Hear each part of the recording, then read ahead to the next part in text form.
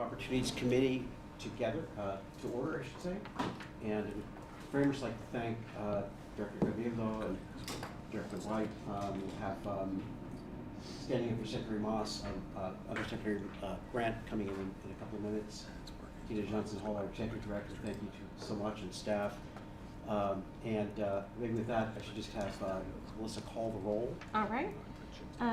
Dr. White? Here. Mr. Cervantes? Here. Ms. Cabildo? Here. Ms. Grant? She should be here shortly. Ms. Johnson-Hall? Here. All right. Great. With that, we have a quorum. Great, fantastic, thank you. And I think I thought about this, and I really have to thank the board for the discussion, Dr. White for sort of raising an idea at the board meeting, and our Executive Director Johnson Hall for following up on that to form this committee. Because I go back to the workshop, and when Secretary Moss made the comment about the goal of the administration to create 2.5 million units of housing, about 1 million of which to be affordable housing, all within 10 years, it just struck me that this is a big, hairy, audacious goal. What do we do to be a part of that, to help the administration succeed with its efforts to create housing opportunities for Californians? And there's been a lot of different ideas that staff has been sort of working through. The thought was, how can we move this process along and come through with concepts to recommend to the board through the work of this committee that provide housing opportunities for Californians within the wheelhouse of CalHFA, and where we can best deploy our resources and expertise and resources in terms of time, but also our financial resources as well, and shape that understanding for the board so we can make a good informed decision.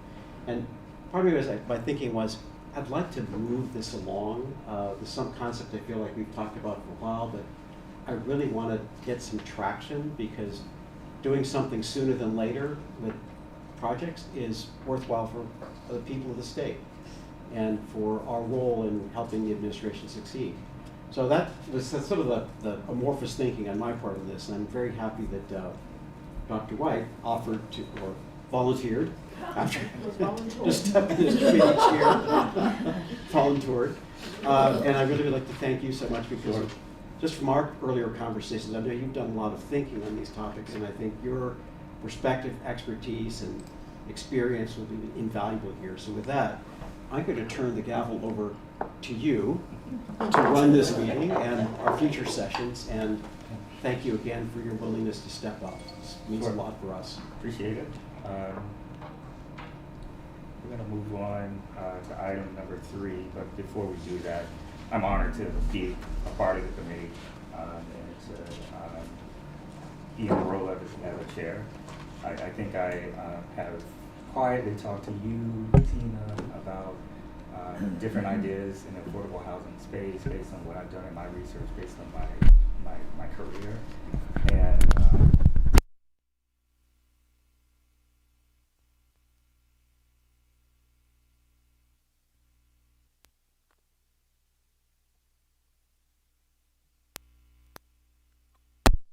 happy to be able to work with such a talented staff.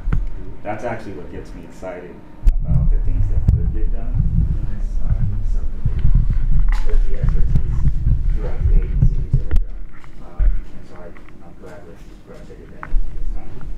So with that, I'm going to move to item 3. Review and discuss the proposed committee chart. Our general counsel will walk us through it. Thank you.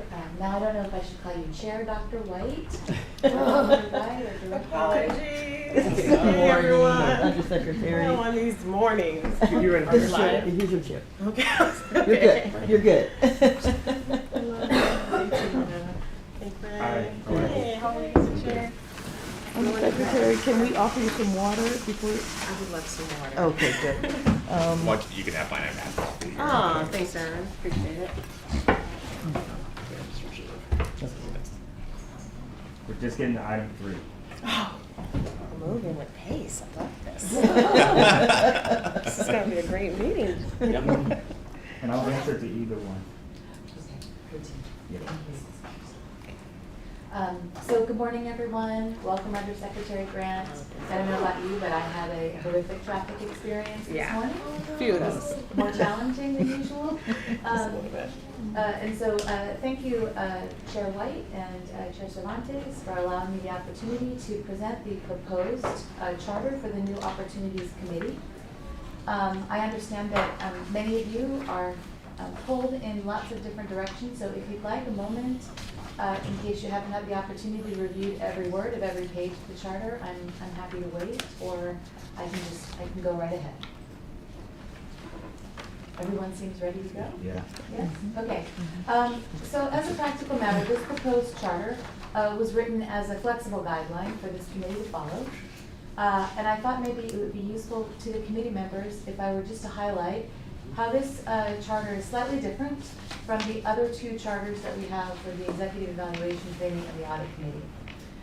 The way that this charter is drafted, it does not require a mandatory minimum number of meetings per year. This charter is actually drafted to allow for as many times as this committee would like to assemble. The other things that I would say are different are that although the composition of this committee will be fewer than 3 members, this committee currently has 5 members, which is larger than our other committees. The authority for the formation of the committee derives directly from the chairperson's authority under Robert's Rules of Order, as well as Resolution 79-72. And the committee can be dissolved upon election by the chairperson himself. Lastly, just to make sure that everyone is clear, this is a committee that is subject to rules of Bagley-Keene open meetings. It is not a committee that passes resolutions. It will be a committee that is meant to make recommendations to the full board of directors. So with that, if you have any questions about the charter as drafted or any recommended amendments, I would be open to hearing them. Sure, I'll open it up to the rest of the committee members. I would just say I'm perfectly fine with the charter. Maybe just a kind of a clarification question, Bagley-Keene related, Yes, sir. which is in as much as we've got a couple of members coming from a long distance to get here. Could we accommodate Zoom or other, whatever, Microsoft Teams for a member or two if we have a quorum present here? I believe the answer is yes, so long as we have a location that's open to members of the public. Okay. Is that That's your understanding? Yes, Okay. yes, sir. All right, something to think about next time. Thank you. Okay, you're welcome. Just a follow-up thought, that is one recommendation that I would have is that we would have this particular office as the standing place or where we would have those meetings. And then my question is that if we have it at separate, if folks would like to be on Zoom, do we then need to publish where those meetings are? I believe that we just need to have one location that's Okay. open to members of the public as the rules stand now. Right. Okay, And thank you. I will verify all that, but yes, very least. Yes, I asked that question, folks, because with some other committees that I'm on, you still have to publish the location of wherever that person is if they're off-site. And so we need to make sure that we Right, get clarity on my that. understanding is that the role of this committee as an advisory committee, we have a little bit more flexibility. Wonderful. Okay, good. Yes. And by the way, pardon me, thank you, Executive Director Johnson Hall, for that excellent question. Because as you know, there's been a fluidity to how Bagley-Keene has been treated, especially through the pandemic and as we could move out of the pandemic. But we will be very mindful of making sure that as those rules change and as the genesis of this kind of committee develops, we'll make sure we're adhering to all those rules. Thank you. Thank you.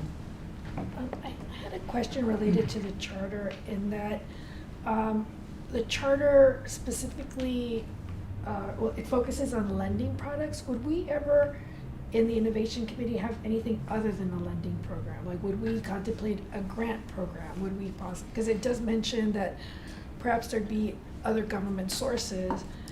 So would it always be a lending program, or should the charter maybe be amended to Or is that just captured in the other business opportunities? And another business opportunity could be administering a grant program that couples with maybe a lending product. Um, So in terms of the language that I used when I drafted this Mm. charter, Ms. Cabildo, I was intending to make this as flexible as possible. Okay. So I used phrases like lines of business, Okay. lending products, lending programs, and business lines. Now, if you'd like to specifically call out the possibility for a grant program, assuming that Chair White is on board with that, I'm happy to insert language to that effect. But it did mean to capture grants and/or loans. Okay, so I don't know if the other So- committee members have any thoughts about that, or you. With that feel- point, I would,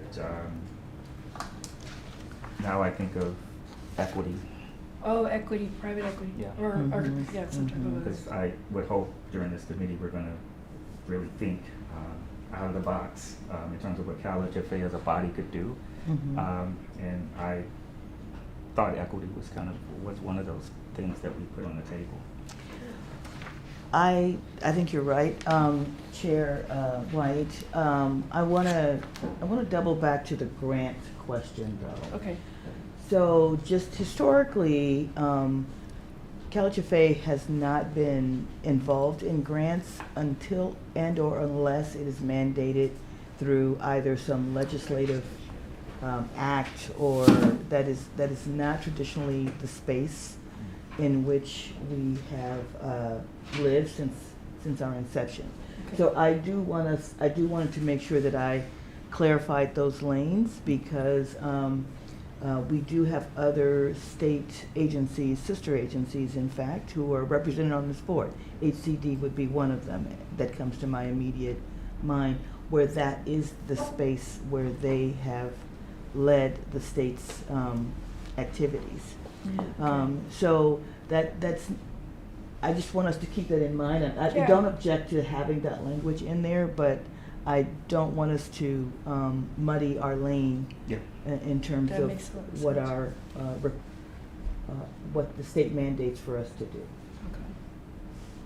okay. And then in terms of equity, you're absolutely right, Dr. White. I don't think that that is a lane that is actually defined anywhere, equity, at least as far as what we have learned through our research. I would like to have staff actually do some homework on that Okay. though. Because I just want to make sure that we are not muddying the waters of what our lane is, even in our objective to be more innovative and to bring additional opportunities to the state. So if we could allow the staff to do some homework there before we step into that, I would highly recommend it. That's fine. Okay. And just so that I'm clear, Mhm. Executive Director Mhm. Johnson Hall and Chair White, I'm sorry, are we talking about diversity, equity, and inclusion, or are we talking about equity markets? Because I wasn't exactly following what we were addressing. Good question. I'll let, I would ask Dr. I'll White to. take the explain. first stab. Mhm. So when I hear lending, I think debt, and then I think equity. So we're talking Oh, the okay. capital markets. Yes. So I just wanted to Yeah. make sure that we're able to play in the capital markets on the debt side and the Oh, well, if equity we're talking side. about capital markets, then I'm in, because Yeah. that is our mandate. Yeah. Has been our mandate Yeah. in the, that's how we finance typically our commitments. So maybe Okay. as you do some research, we think of adding the language The around language capital around that, markets. and defining it a little different. Okay, we can think that through. So with the language, oh, sorry. With the language that says lines of business consistent with the board-approved strategic plan and business plan, so is that, you mentioned that was built to be just expansive, so it could include other resources, could it also include the capital market, private equity? I'm sorry, Director Cabildo, where In the in the mission? document are you, In the mission? what number, or, okay, It's you're towards not page under the 2. duties, you're under the mission. I was on the wrong page. Yeah, no, the Okay. mission, lines of business consistent with the board-approved strategic plan and business plan. So that's our mission. So that's expansive enough for the potential avenues that both Chair White and I are going Right. to be included. So to Dr. White's point, when I put in the phrases of lines of business consistent with Board of, okay, so we've always existed in the capital markets. Okay. So to be honest, for me, that's always sort of inherent Okay, in so that's how already- we're operating. Okay, great. But to Director Johnson Hall's comment, grants is not an area where we have great depth of expertise, and that has been by design over the years because Okay. of CalHFA being meant to be a complement to our sister agencies. We don't have great depth of expertise in doing grants, and honestly, historically, we haven't had the funding for it. Okay. So again, if there is some desire on behalf of the chair to insert specific language about grants, I'm happy to modify the existing charter language. It would be a departure from what we've been accustomed to doing. Okay. I think I take the view of this the intent here was to be broad. When I read it the first time, I saw that way. So I think as long as it sort of encompasses like a wide range, kind of gives us an open playing field, I think I'm content with the language as stands. Okay. I mean, I could see an edit where you add an other capital market solutions or something, or approaches, but Yeah. if it's all in there, then I think I'm probably okay with the way you've got it. If we feel that we're capturing it, I'm good with it. As long as, as soon as I said capital markets, You're like, I'd like so that. that works for me. Yeah. And Mr. Chair, to your point, what's fascinating is just the mere title of the committee is new opportunities. Mm. So to your point, even if it's something we traditionally haven't looked at or it's a space we haven't really played in, I think that's the whole essence of the charter is to have a space to explore things that we haven't yet explored. Even if it's something we don't move forward with in the exploration and innovation of it all. So I agree with all the comments, and I think overall, going to Mr. Cervantes' point, that it's broad enough for that exploration, it feels like. Looking for, I move we approve the charter. I'll second. We do not need to take a vote Oh. on this. Oh, that's We great. can Yeah. just- We're done. We could just adopt it by Yeah. consensus Yeah. unless there are objections. that works. Is that okay with you, Dr. White? Yes? Okay. If there are no more questions on this item, let's open it up for Yes, public comment. we do. Thank you. Yes, let's ask. The chair would like us to open it up for a public comment at this time. Is there anyone in this space that has a comment? And I see no hands raised, so we'll move forward. And let me just verify one thing. Courtney, did we receive any written comments? We did not. We did not receive any written comments by our 5 p.m. deadline last night, so at this point, we have no public comment. Okay. Thank you. I'm going to move on to item 4, which is the review and the discussion around the proposed methodology for new business opportunities. Chris Schultz or Sam are going to walk us through it. Thank you so much, Mr. Chair. So when the board proposed this committee at a staff level, we started thinking about how are we going to present opportunities to this committee in a consistent framework, apples to apples comparisons. We are in some ways competing for the same resources, especially when we're talking about CalHFA's capital or its bonding capacity. So any product we might launch off of the list that you'll see in item 5, right, competes in some ways for the same resources. So I'll walk through the proposed methodology. I'll walk through the non-financial aspects. My colleague, Mr. Chan, will walk through the financial aspects. So the proposed methodology for future presentations to the board is, what's the program concept? One sentence. Has staff deemed it preliminarily viable? Yes, no, explained if it requires an explanation. What's the policy or business objective? Are we trying to do a supply incentive for the construction of new housing? Are we trying to support other administration housing priorities? Are we trying to diversify CalHFA's revenue, sources of revenue? Does it tie back to part of the business plan? I'll turn it over to Erwin for the financial Sure. parts here. When I thought about this evaluation, I took a step back and just to the prior conversation we just had about the strategic business plan that the board approved. Goal 1 is lending impact, right? So that is who are we helping and what's the purpose, and that's that's sort of the program concept in terms of how many units the actual that we're actually funding. And goal 2 is financial sustainability. So how what resources are required, and what is the potential what is the potential benefit or cost to the agency, and that's sort of picked up on the next couple of items here. I will say again, just to reiterate the executive director's comments earlier, the agency's primary source of capital is access to capital markets. We saw that last year when we sat in this room here, that we're here in today, joined by the executive director and our board chair, and we made a presentation in Moody's Investors Services, and we received a upgrade to AA2. So again, that is, in terms of funding source, that is what we typically look for in terms of the viability of any potential opportunity. Sorry, just a little distracted there. So, no problem. We're gonna take a brief pause. We all have the same ringtone. It could be any of us. Donuts, anyone? Perfect opportunity. Everyone goes like, is it my phone? Is it my phone? Sorry about that. No worries. Right, and then we'll also go through the short and long-term estimated cost-benefit analysis. I think we're going to kick back. I think if we could go to the next slide, please. Right, and so that's sort of in a nutshell what the financial implications are to the agency. Again, the source of capital where, for this program, and then again, the cost-benefit of staff time and revenues received through this program as well. Back. Thanks. Oh, Nope. sorry. Nope. One more back. I apologize. There we are. So the financial considerations obviously are important. We want to make sure that if we're talking about new products, new activity, that we're also staffing appropriately for it. How much staff is it going to take? How much IT resources is it going to take?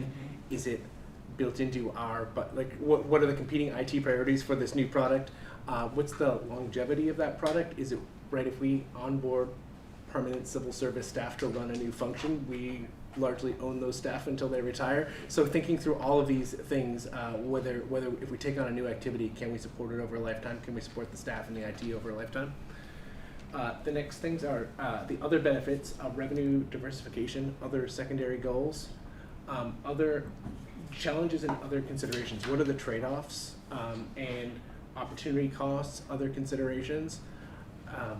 This is important. We've, in the last couple of years, taken on some additional responsibilities, mostly funded by the legislature or other reasons, but they have had opportunity cost to the organization.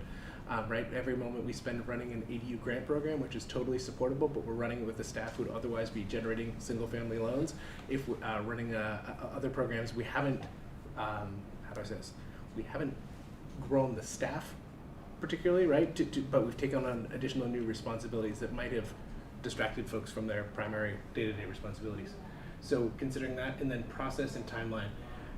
What are the high-level steps? What's the timeline to get this product launched in the marketplace? When does it start producing revenue? All of these considerations would be covered under process and timeline.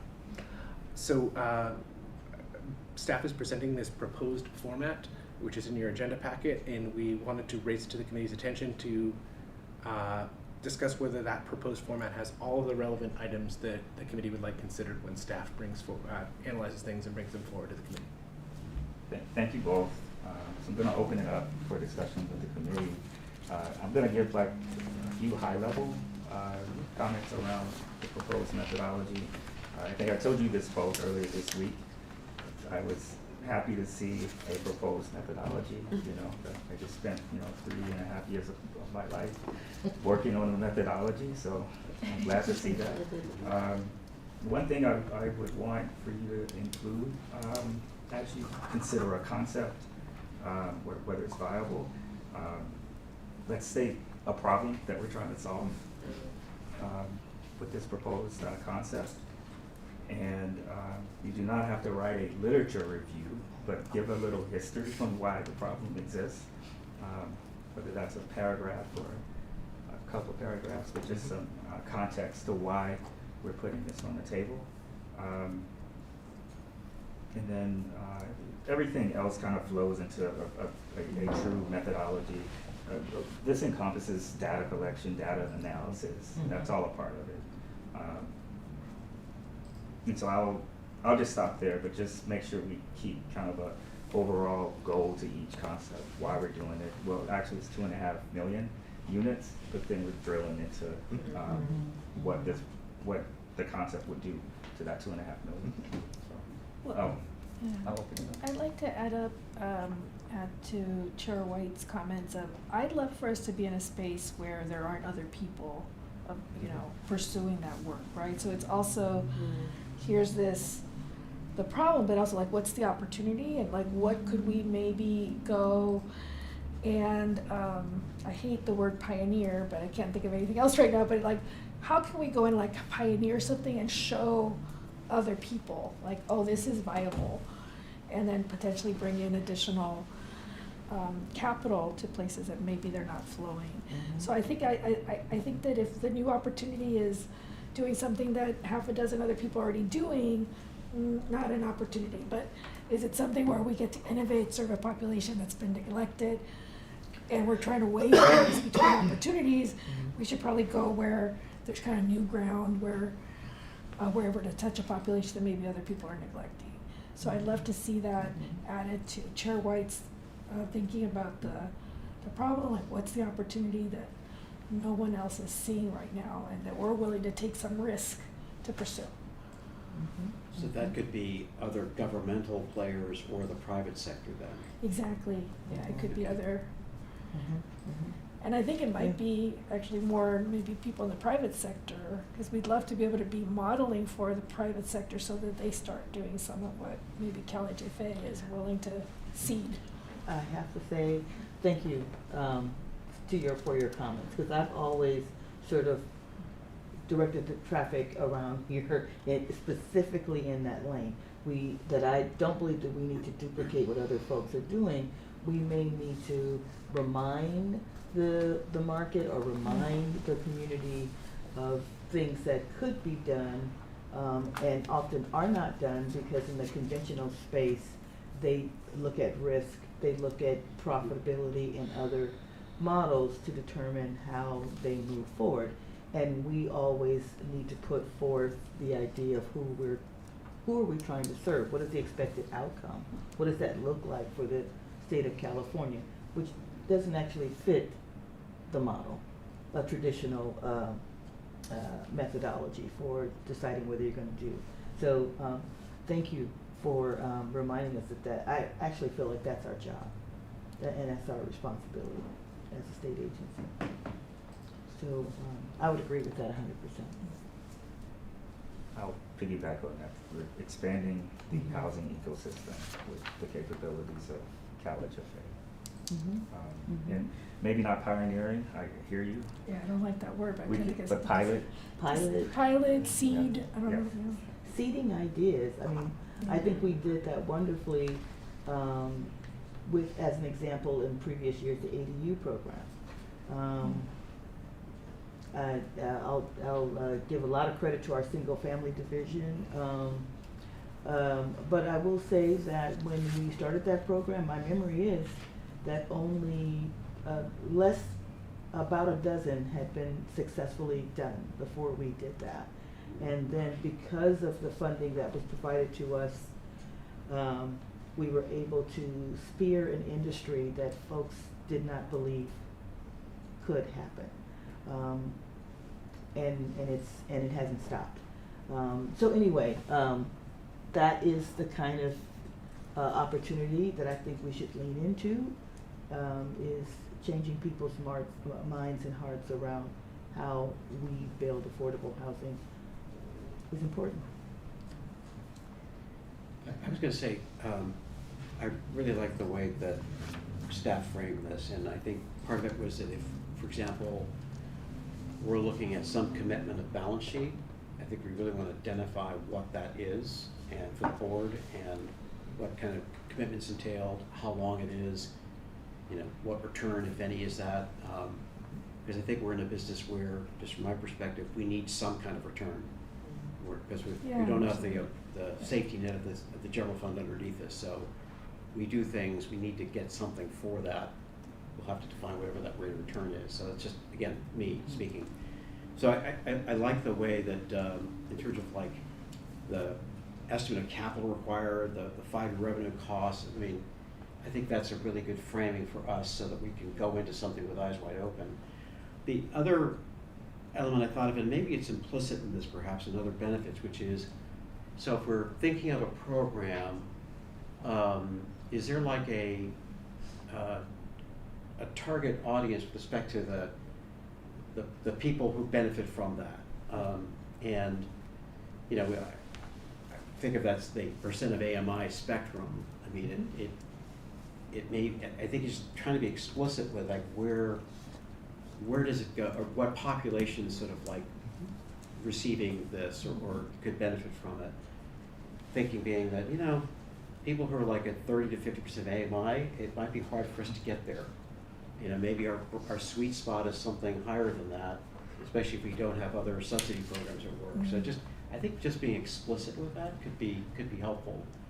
You know, my take is that we can't be all things to all people here, but there's some things we can be really good at, and maybe we just try to define what that, you know, what a given program is like, what segment of the market, if you will, is likely targeting. So to that point, any concept that comes through here, I'm gonna always ask the question, what you're saying, where are we on the income spectrum? Yeah. So for each one of these concepts, just think 0% to 120% and think where that concept will play along that band. Yeah. Can I ask I'm sorry. Can I just ask a procedural question? Is where in the process would this form come into play? Like, would we come to committee where this would already be filled out, or or is it reverse? I guess I was just trying to think about when we're in committee, would we be going through these together? Or like, where does the concept get birthed out of? Or are we reviewing the form? Either answer is fine, and maybe it's for discussion. Just wanted to see if we had a sense of when do we view it and how. I think that's up for discussion. Wonderful. That's fine. If I could, so this is a new committee, you're the board members, you get to decide how this works. Many of the items in agenda item 5 were in our strategic business plan, so this provides kind of a format for staff to bring these forward. But I think our idea was, as we bring them forward internally and then to the board, we'd be using the same methodology for consideration, so you can make an apples to apples comparisons about ADUs versus something else. And then, but I think our concept is staff would write up proposals in this format, and you would see a consistent methodology meeting over meeting, so that it made sense. That's great. Thank you. I'd like to add, and I'm sorry, my thinking was like, I was riffing off what Chair White had just said, but so I didn't acknowledge the work that Erwin and Chris have done here. And I think one piece that I really appreciate about the methodology is really thinking about what it takes in terms of staff time. Yeah. Because I think one of the challenges always is that we size our dreams according to our staff capacity, not according to like what we actually need to get done. And so I think, Chris, I really appreciate you saying this is gonna have a cost. Like, we've pursued other things and we've taken staff off some projects so they could complete that. And I think as a board, we have to think through what's it gonna take to really resource this. Yeah. Otherwise, it's just an exercise and we put the staff through stuff, but if we don't actually have the resources to implement, it's, so I'm wondering also, like, those are things that I'd like the executive director to think about in terms of the, sorry, I was like blanking on your official title. What's the process for us to actually get the staff resources to take on something new? Because otherwise, we're just gonna, we're starting off kind of behind the starting line, right? Agreed. And I think that's just, it's like we always size to our capacity, not to the opportunity. I'd love for us to size to the opportunity in front of us. I think I love, again, this committee. These are definitely things that we have. I'm glad for the transparency. These are things that we often consider. But I have to say, we don't always have time to manage it. So this is actually helping the organization in having a place where we can pause, breathe, and really focus. And that is absolutely what we need, I think, to create greater efficiencies within the organization. So, yes, yes, and yes, to your things of, I was super glad when I saw this proposal, before it actually landed here, come through, is that we are actually looking at all of those baseline points. What do we, I love, it especially, as it relates to the, staff, because I gotta tell you, they are our number one in my mind. They are our gold, they are our treasure. We wanna make sure that we're creating appropriate balance, because of our size. If we lose 3 people in certain units, or if we are overtaxing 3 people in certain units, then we are taxing an entire unit. And so that is something that we have looked at. I want us to have more time in considering it, and this actually gives us an opportunity to do just that. Definitely, if I may augment that, I certainly didn't mean to denigrate our existing staff. No, I no, think, no, I think no, we're- because that's no, not what I'm saying. I know, That's I know. like they're doing Yeah. like these, what's Yeah. that, I can never say it, Herculean tasks, Yeah. right?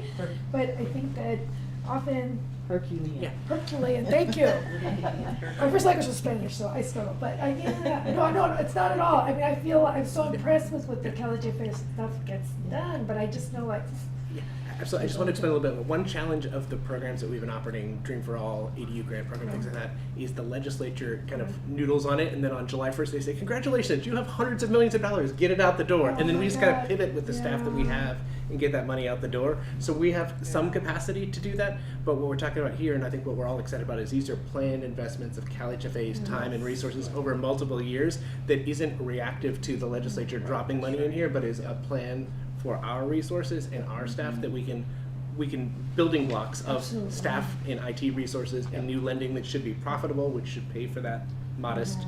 growth to support it. So we're excited about this as opposed to Yeah. being reactive. yeah, no, I think that's great. That's what I really appreciate about this. And I think that framing Yeah.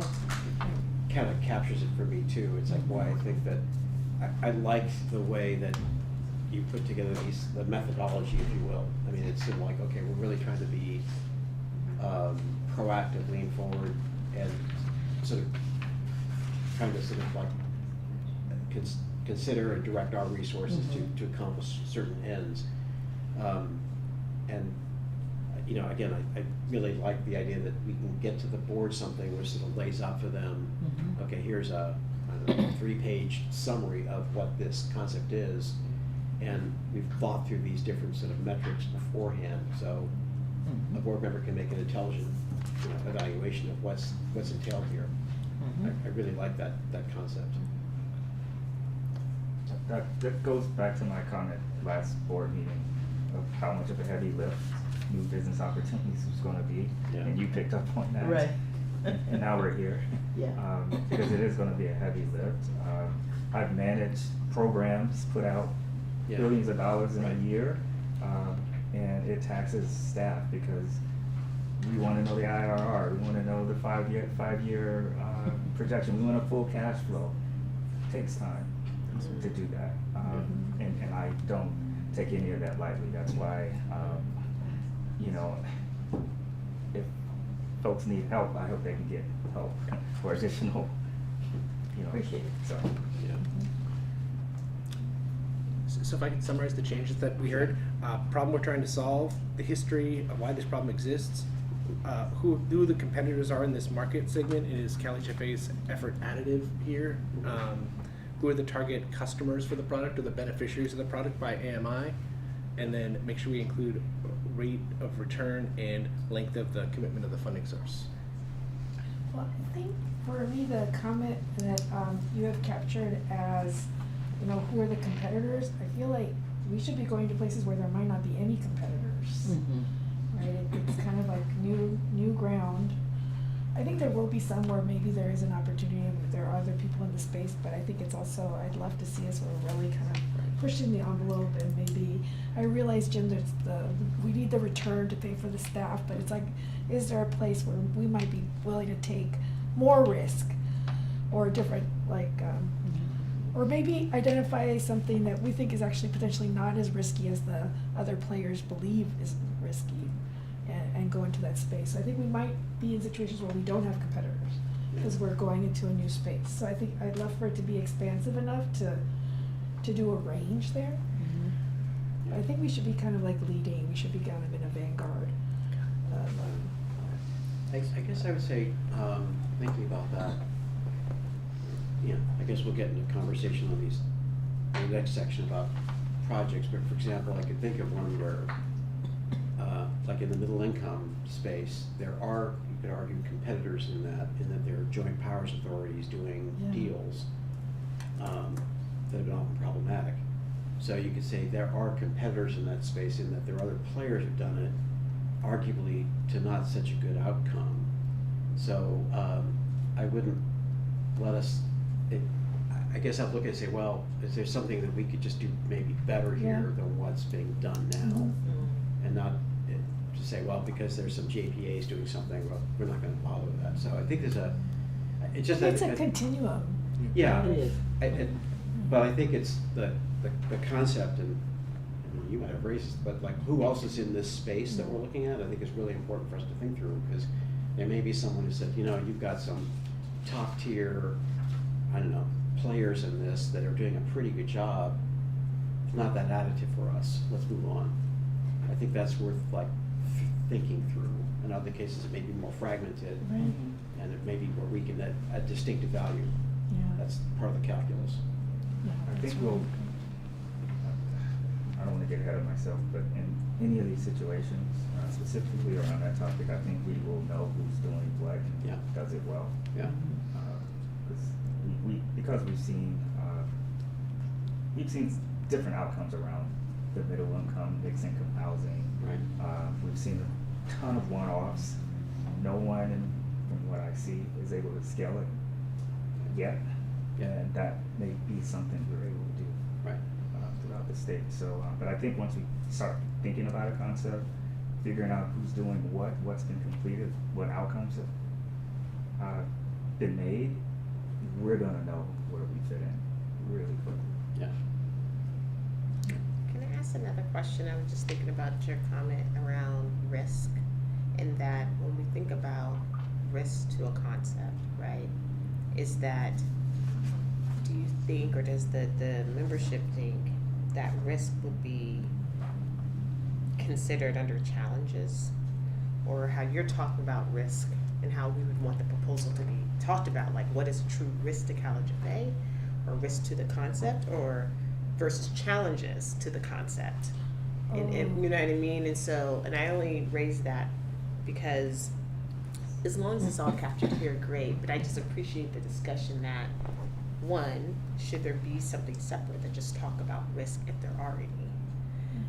In how I think CalHFA thinks about risk versus challenges or hurdles with the proposal. And if it means the same thing, fantastic, but just give it to the committee for us to consider. I would suggest you that they do not mean the same thing. Yeah, I don't I think that, I was thinking about getting our money back. yeah, but challenge could be us having to get something approved through the legislature. I'm just making that up, or having statutory change or something like that, which is very, very different in my mind to risk. But I tend to think of risk in the lens as a lens of a committed and institutionalized banker. Which that is very different in my mind. So I would suggest us pulling risk out and looking at that differently from what we might think of challenges. Because that is very specific in my mind. Agreed. So I would, in terms of risks, I would expect the concept is gonna have risks that you all identify, we help you identify, and we create about 3 mitigants to the risk. Sure. It doesn't stop us. It's a true investment memo, Yeah. it's your deal memo. It is. That's good. I really appreciated that there's just multiple layers of the risk. I hadn't really thought Oh, about yeah. that, right? Because you have all these ways that, you have political capital that I think we put at risk Exactly. doing these projects, right? It may not be a dollar, physical dollar, it may be optic risk. Yeah. Right. Yeah, Um, and they're both important. And they're both important, especially in our universe. So we'll work on defining what risk might look like and get back. I think that's a good point. I guess for my druthers, I mean, there's risk in everything. Oh, I sure. mean, good decisions don't guarantee good outcomes. No. And so I like the idea for the board to go in eyes wide open, knowing, you know what, we could try this thing. There could be a $5 million downside here. And as if we identify that, it's a possibility that could play out that way. And that happens, it's like, okay, we tried something, didn't work out. And so if there's a front page Sacramento Bee piece, so be it. Because we're trying to get things done to further a broader objective here. And we're willing to take a certain defined kind of scope of risk. If it's, I don't know, $500 million risk, I might be a little more reticent about that. So you just have to scale it. So, You said the word downside, so you know where my I'm- mind is going. So I'll just say thanks, Jen, for reminding the deal folks here at this table. Perhaps in this methodology here, we start thinking in terms of downside. We may have a downside scenario to what we're proposing.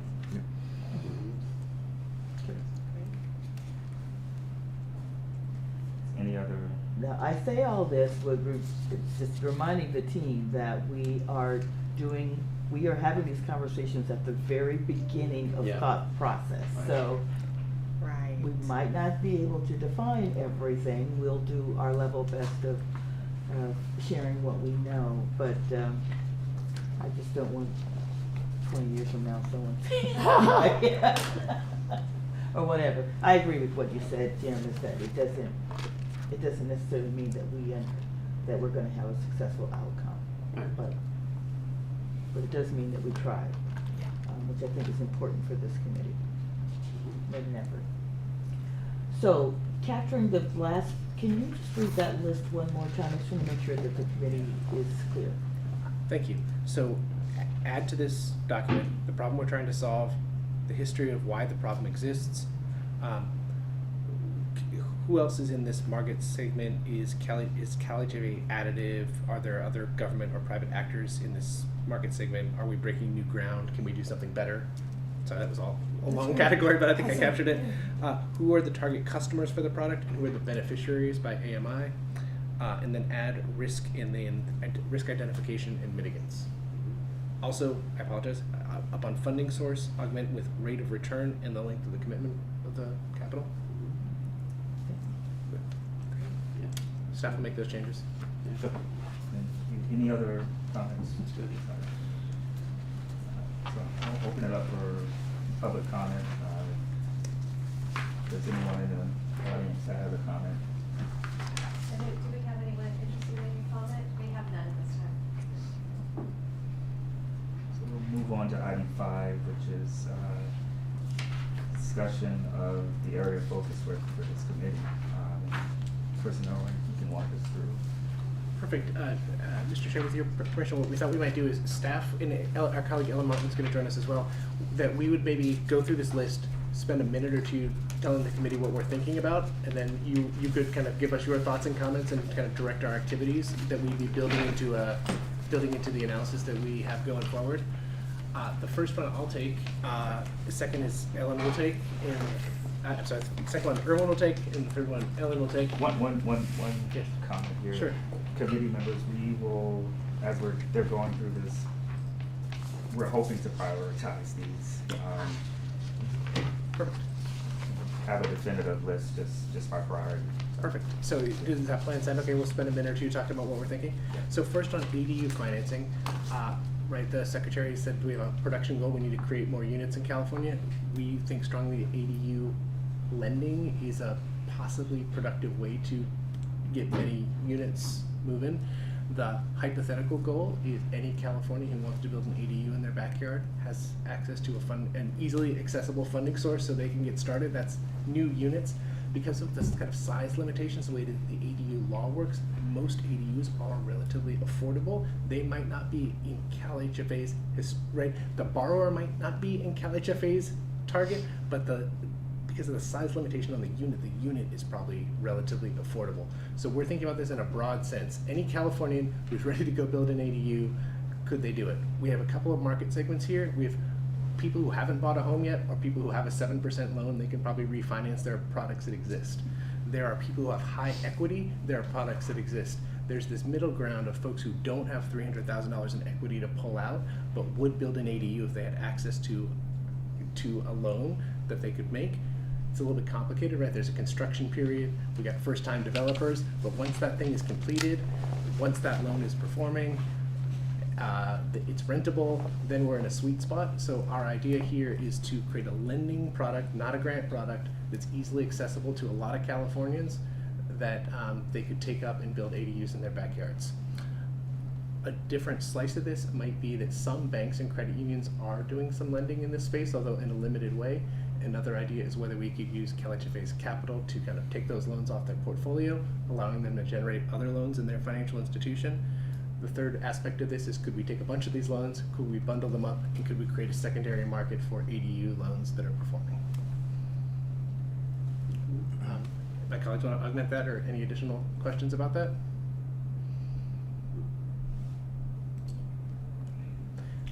Any questions? I think. So there's been, I mean, I've got, probably with all these, there's been some thinking that's gone on in this, and I guess in thinking about this, I'm part of it wondering, so are there, with any of these, are there some that stand out as like the low-hanging fruit? I'm just thinking of like timeline to deliver on something. I guess I get more excited if that could be done within a year or so as opposed to 5 to 10 years. So that the impact is sooner than later. So that would be, doesn't speak necessarily to this one, but it could be to the others as well. That would be helpful to get a sense of like how quickly could it happen? It's a great question. Ellen, you know this from your program. On the folks who receive the ADU grant, what's the time between they get the grant and this thing is actually constructed? It's a larger time than we'd like. Protracted. Yeah. Yes.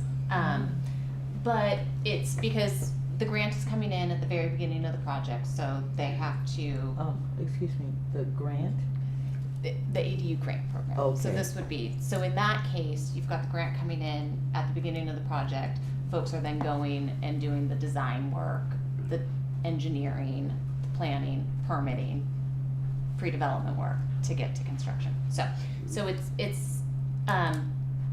so I think that is part of the consideration with ADU financing products. I think the other big consideration with these ADU financing products that you're looking at is source of capital and what capital resources we can bring to bear, and the viability of those capital resources. So to me, that's one of the biggest hurdles of coming up with an ADU financing product. And then I think you have sort of the, your policy goals regarding, hey, if I'm getting something going, and construction takes a long time, especially when undertaken by a private citizen, does that still meet our public policy goals? Yeah. I think it's a very valid question.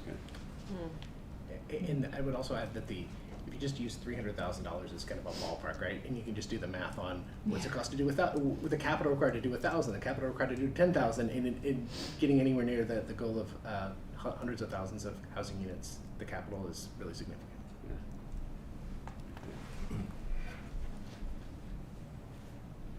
Any other thoughts on? The only thought I have is, and maybe this is included in your thinking, plugging a CalHFA program with all of the local programs in the state. Yeah, for sure. you'd want to be able to stack and layer in that way. Yeah, because all of the local, I mean, there are large local ADU programs in Southern Cal, Los Angeles, and I'm just wondering, can CalHFA complement some of those programs? That's interesting. Okay. Yeah. Yeah. There's definitely opportunities in this space. Absolutely. My only thoughts are that, in my mind, Chris, what you described was potentially 2 or 3 different products. So I just want to make sure that, I think that this is, in terms of timing, each product will have a different timing. And so if we're looking to have, to be able to answer your question, Chair Cervantes, about how quickly it could happen, I think with some of the concepts that you said, those timelines look very different depending upon which of those 2 or 3 products that you described we would be dealing with. Okay. So we would need to break that down a little bit more for this concept, not today, but I'm sort of breaking that down a little bit more in order to answer your question. Executive Director, just for point of clarification and take a step back, and Chair, of course, just let me know if I'm thinking about this correctly, is as we're considering each of these items, are we considering them as it relates to being on the short list in a prioritization piece of what we should be considering as future opportunities to dig into more, to get to all the pieces that you're talking about, that's going to go on that wonderful form where we're going to be talking about challenges and other alternatives, are there other products, what's the 5-year revenue estimate, all of that. Like, we're looking at it as the viability for us to dig in further, correct? Correct. In a sense? Correct. Okay.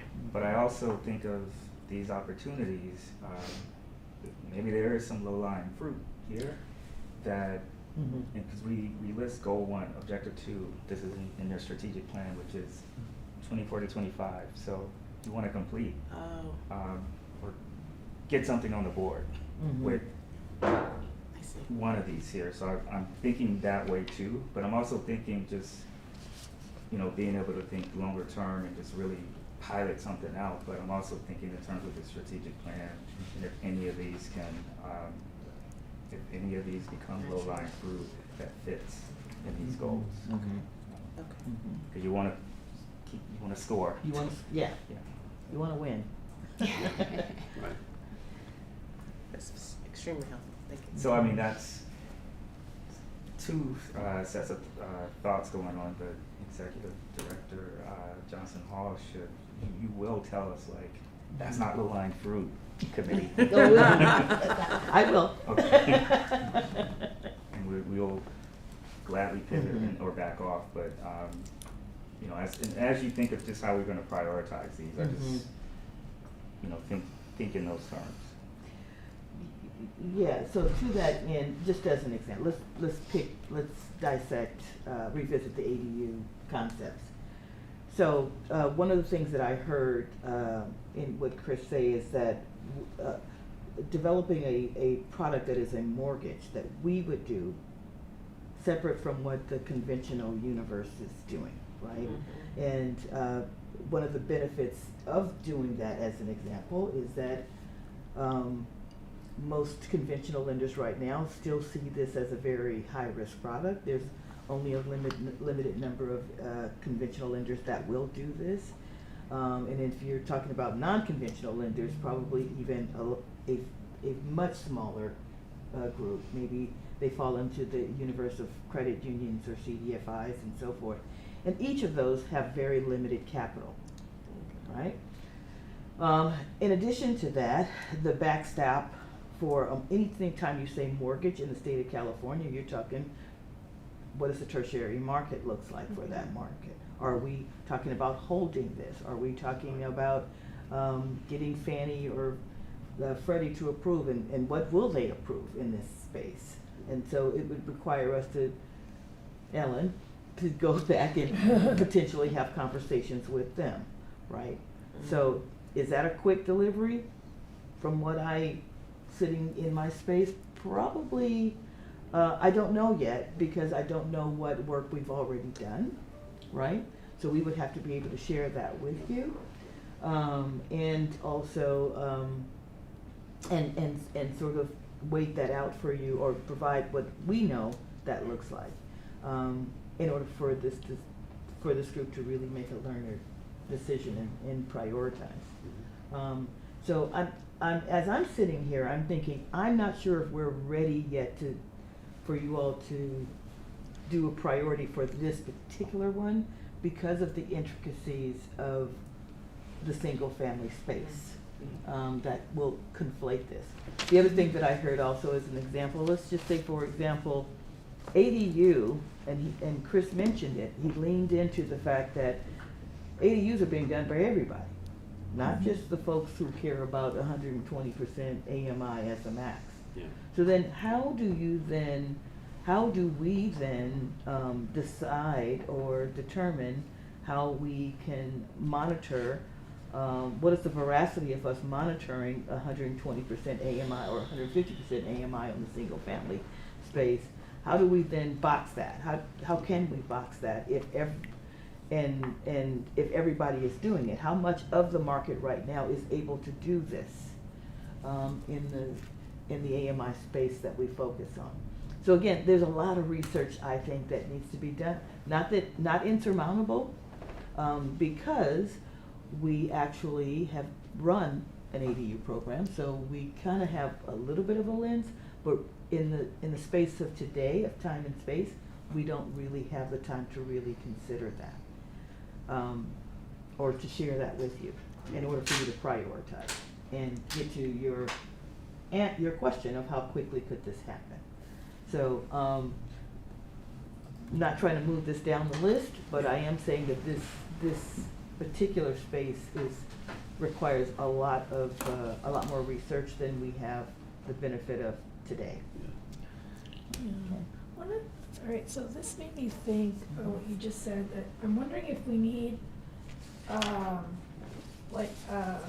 of like a pre-concept review to be able to like look at new opportunities to actually help narrow, because I feel that there's not like enough information right now, right? And then in this, it's all like research, explore, identify, like none of the strategic plan says execute or Yeah. implement, Mm-hmm. right? So we're actually looking at things that it's just like, we're just supposed to be ideating for a bit. Mm-hmm. And I'm wondering if we do need, I don't know if other folks just need like a little more information, or I guess like I'm not clear. I know the Undersecretary asked like, well, Yeah, I loved your question, Undersecretary Wright. It's like, so where are we in this? yeah, no, I'm right with you, and I'm like, I heard the answer, and I'm like, I still am wondering, like, are we gonna make a decision on what gets deeper research exploration? Like, what's our actual, what are we doing today in talking about these right now? Are we gonna be kind of pressing the button on research this more and bring it to us for the review? And if so, I don't feel like I have enough information, and I almost feel like I need like a pre-cheat sheet to say like, oh yeah, I want to see the methodology on this one, go deep on this, and maybe get us to explore by the end of 2024, or get us to explore first quarter 2025. Yeah. You had a thought on this? I think the ADU financing topic is the most Evolved? abstract. Oh, Actually, okay. no. Okay. So I actually think that perhaps as we go through the list, you might find that, some of these are, they meet Dr. White's definition of low-hanging fruit, or, an Yeah. idea that we can move forward. So I think some of these have a little bit more meat to them than others, versus ADU financing, which we know to be, Okay. extraordinarily complex and layered, and Mhm. it's gonna need a lot of work and research. Yeah, and I think what we had hoped to do today was to sort of, that was the whole purpose of this list.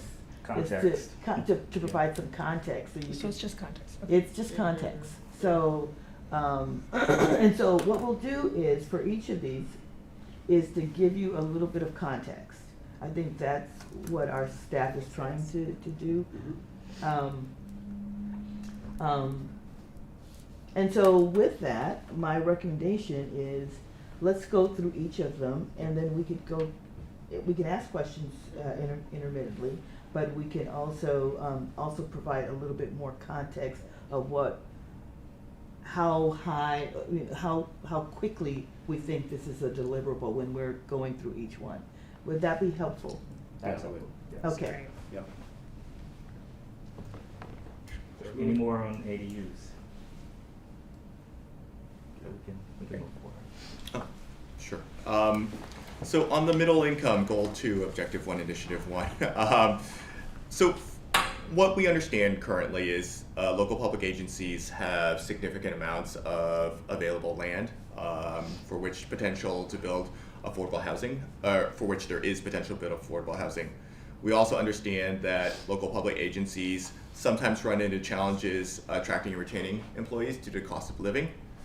And constructing such housing would potentially, on local public agency land, would potentially reduce vehicle miles traveled, and also underneath our the state's building codes, be more energy efficient as well. This project would be it's phrased as an exploration, right? The concept, the way I would like to refer to it, is the basic burger. The one we want to go out and test is who are there local public agencies that have demand for multifamily rental, with affordability, generally speaking, 10 at 50 and 15 at 80 is sort of the basic burger level. And what would they need in terms of, what would they want to see in terms of ownership structure? Do they want to own? And then what do they envision a capital stack to look like in terms of debt and equity being funded? So really, again, would they come in with their own debt and equity? Do they need an external source of debt and equity? So again, this is sort of trying to identify local public agencies and see what the actual need is. Because again, anecdotally, we understand that there are challenges, and I think that we as practitioners at the state level, we do have some potential solutions for their challenges. If I could just add a little bit to your presentation. This particular product is one that we have been contemplating for some time. We've had exploratory conversations with our sister agency, HCD, on this one. They are the experts, in my opinion, for the state on Surplus Land Act, under which there are some tenets of this program would fall under. And so I would suggest to you that with the homework that we have done, this one is one that we believe we could deliver faster than the ADU, for example. Now, still some work that needs to be done in this regard,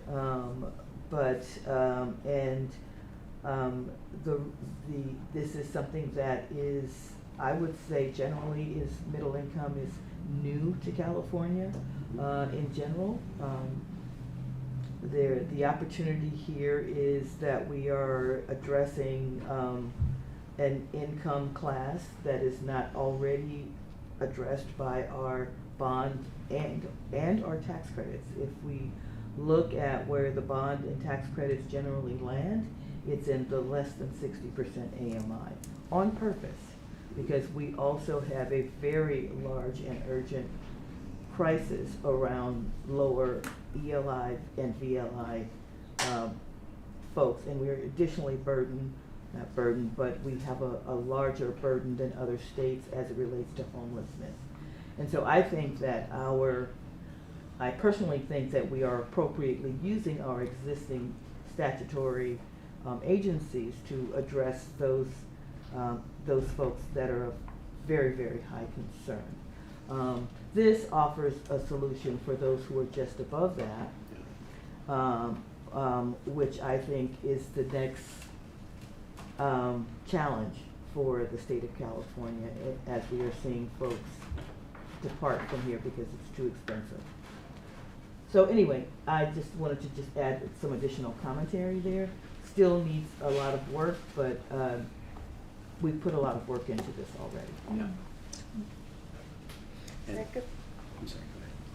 I was gonna say quickly, Executive Director, to that point, do you, or to the committee, do we recall if in the business plan, do we have a separate item where we're exploring or researching further opportunities for ELI, VLI populations?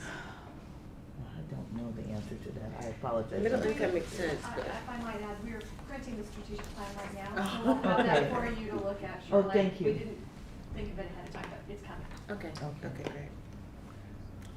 In the context of how I was asking is because of your point, right? The middle income is such a, in how you described it, Erwin, right? And you think about the workforce and local public agencies who are trying to do their local planning and looking at their workforce and how folks are coming in and how you're attracting employees. And I was just also thinking about the other side of that too, is as much as that is a priority, there's still this criticality around ELI, VLI, homeless, and a whole stream of work there. And thinking about the new opportunities piece of this committee and how CalHFA positions itself to continue to be in that conversation, right? I have nothing else. It's not coming together, but that's how I was trying to pull out, like, oh, it's an excellent point that you make around prioritization, going to the chair's point of how we're looking at the concepts. Can I offer? So the sort of the fourth one down is a multifamily MIP Okay. product, and so just MIP itself is between 30 and 70 right now in terms of our AMI range. This middle income, maybe a little bit of a misnomer. It's 50 to 120, but a lot of localities, if you're taking a discount to market, you're going to be at the 80-ish range already. This would be 30 to, so our MIP again is 30 to 70. This would be 50 to 120, but effectively 50 to 100 would sort of, they're kind of overlapping, but in some ways complementary to the agency's programs. But if you were trying to prioritize, ELI, VLI as well, I think that's could be captured underneath. I don't think there's actually an explicit exploration. Sure. I think it can be I'm going to liberally construe that to be applicable underneath a supplement to our current 30 to 70 that is captured under our MIP program right now. Okay. The point being, though, that you need certain kinds of subsidies to Correct. make anything below 50 work. Yeah. Absent that, it's just not, the math doesn't work. Right. And I guess I would have thought this is probably a little bit higher than 50%, but, ballpark, up to 120. Yeah.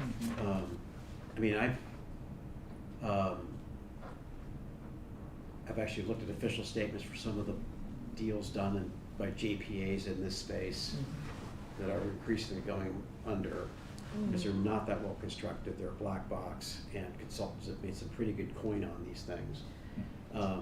And it's just a shame in that I see local public agencies, school districts, cities, special districts, or whatever, that are trying to address their needs, and they're going to what's out there for them, and these deals are going south. As opposed to having a responsible counterparty, which could be us in this case, that is trying to sort of facilitate an approach that really addresses the need for California to retain talent. And house that administrative assistant who's working for a school district or something, because he or she needs a place to live. I know we've talked about this before. I guess I would think this is really sort of finding out what's the, maybe not the four corners of this, what's out there, but to see if the Val Verde Unified School District has an interest in partnering because they got land and they got a need to sort of house their employees, and they're trying to solve the problem. So I think this idea would be to find out like what's out there that where we could maybe with our resources make a difference. I think that's I'm kind of getting a sense of that when you said explore. It's just that how do we get smarter on this without committing like, I don't know, $100 million of balance sheet at this juncture. That's kind of what this is about. This to me is low-hanging fruit in terms of putting it to the board and say, hey, let's just, this could be something you could move on sooner than later. It's not, if we find something, it's not gonna happen in 2024 certainly, but, you know, it could maybe in the next year or so, potentially.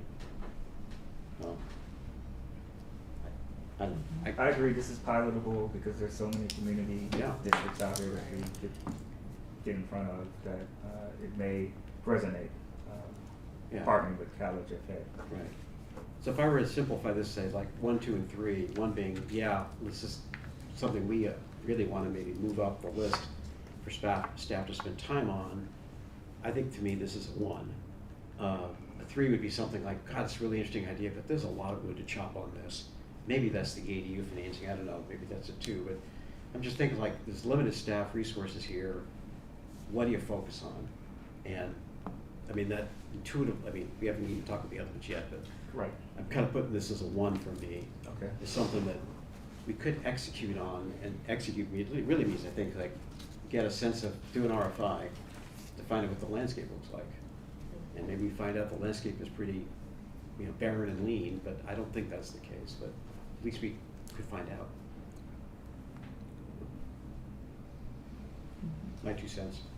That's good. Thank you. Any other comments? Maria? No. I do like the concept of 1, 2, or 3 though. So we could, let's parking lot that. Yeah. And then potentially go back and All right. look at that. You can go to the next. All right, so moving to the shared appreciation product, and the specific goal in the strategic plan is to explore potential shared appreciation loan product alternatives and potential partnerships. So specific to this potential new product, we have been approached by a prospective partner that is interested in funding a version of a shared appreciation loan product, specifically for their employees. So we're obviously very intrigued by this proposition. They would request a partnership with CalHFA that we administer the program utilizing the framework that we've already established for the Dream for All program, but helping to benefit the employees of this particular employer. So I think this program, to borrow Chair Savantes' word, is again pilotable. Lets us know if we could scale a similar opportunity with other interested employers, and I think that would be the ultimate goal, is to take the opportunity to establish a pilot program with one partner that could then be scaled to other partners as appropriate.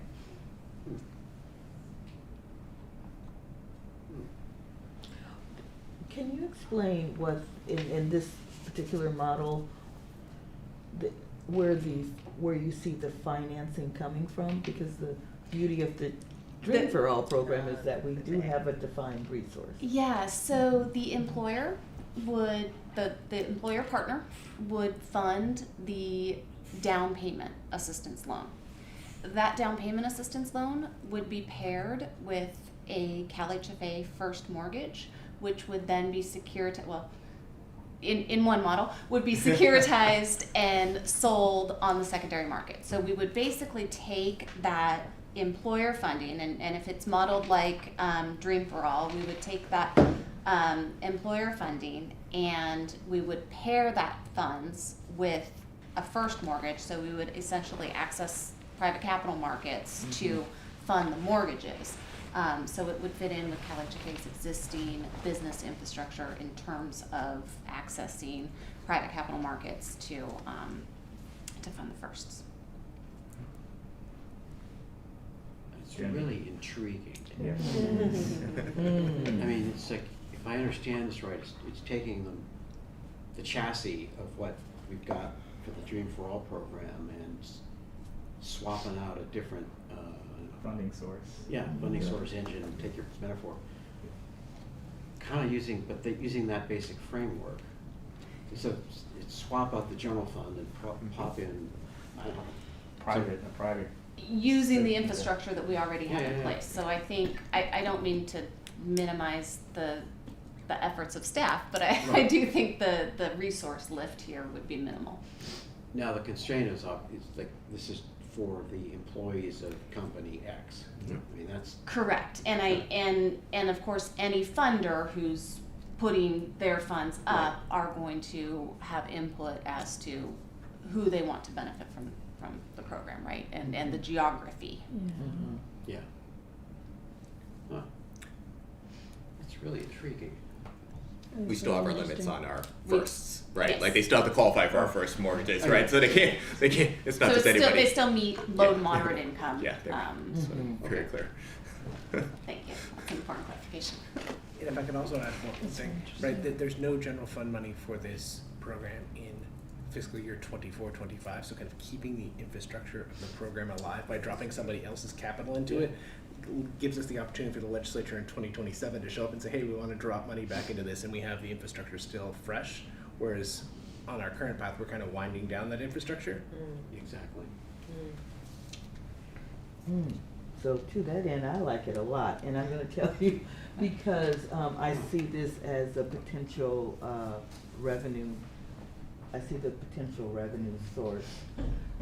Also the potential for doing new units, or counting this as part of our unit count, when we're talking about meeting what Secretary Moss described as a $2.5 million gap, using somebody else's money, and then having a little bit of an income stream to support a new work for us. And it's a public-private partnership. Wow. I mean, really, which is what everyone talks about all the time, but it's, if you had a company willing to step up and say, hey, we've got all these talented people, we're gonna lose them to Arizona, you know, and you keep those people here, I think it's really intriguing. That's really cool. I don't know if there's like, and this is above my pay grade, but, you know, it'd be limited to employees of that company. Again, low mod presuming, but, so it's company X, it's not the universe, which is what we have now. Some people might be not like that, but it's sort of like, well, it's like, the company with the money, and we're just facilitating this for the broader purpose of keeping talented low mod households in California. You're adding units, it's And new add units units. too, and you're able to capture those units. There's so many scenarios where you have actors in the market that are saying they're doing affordable housing, Right. and they're not working through the normal channels. They're putting units out there, but the municipality can't capture it. They can't count it.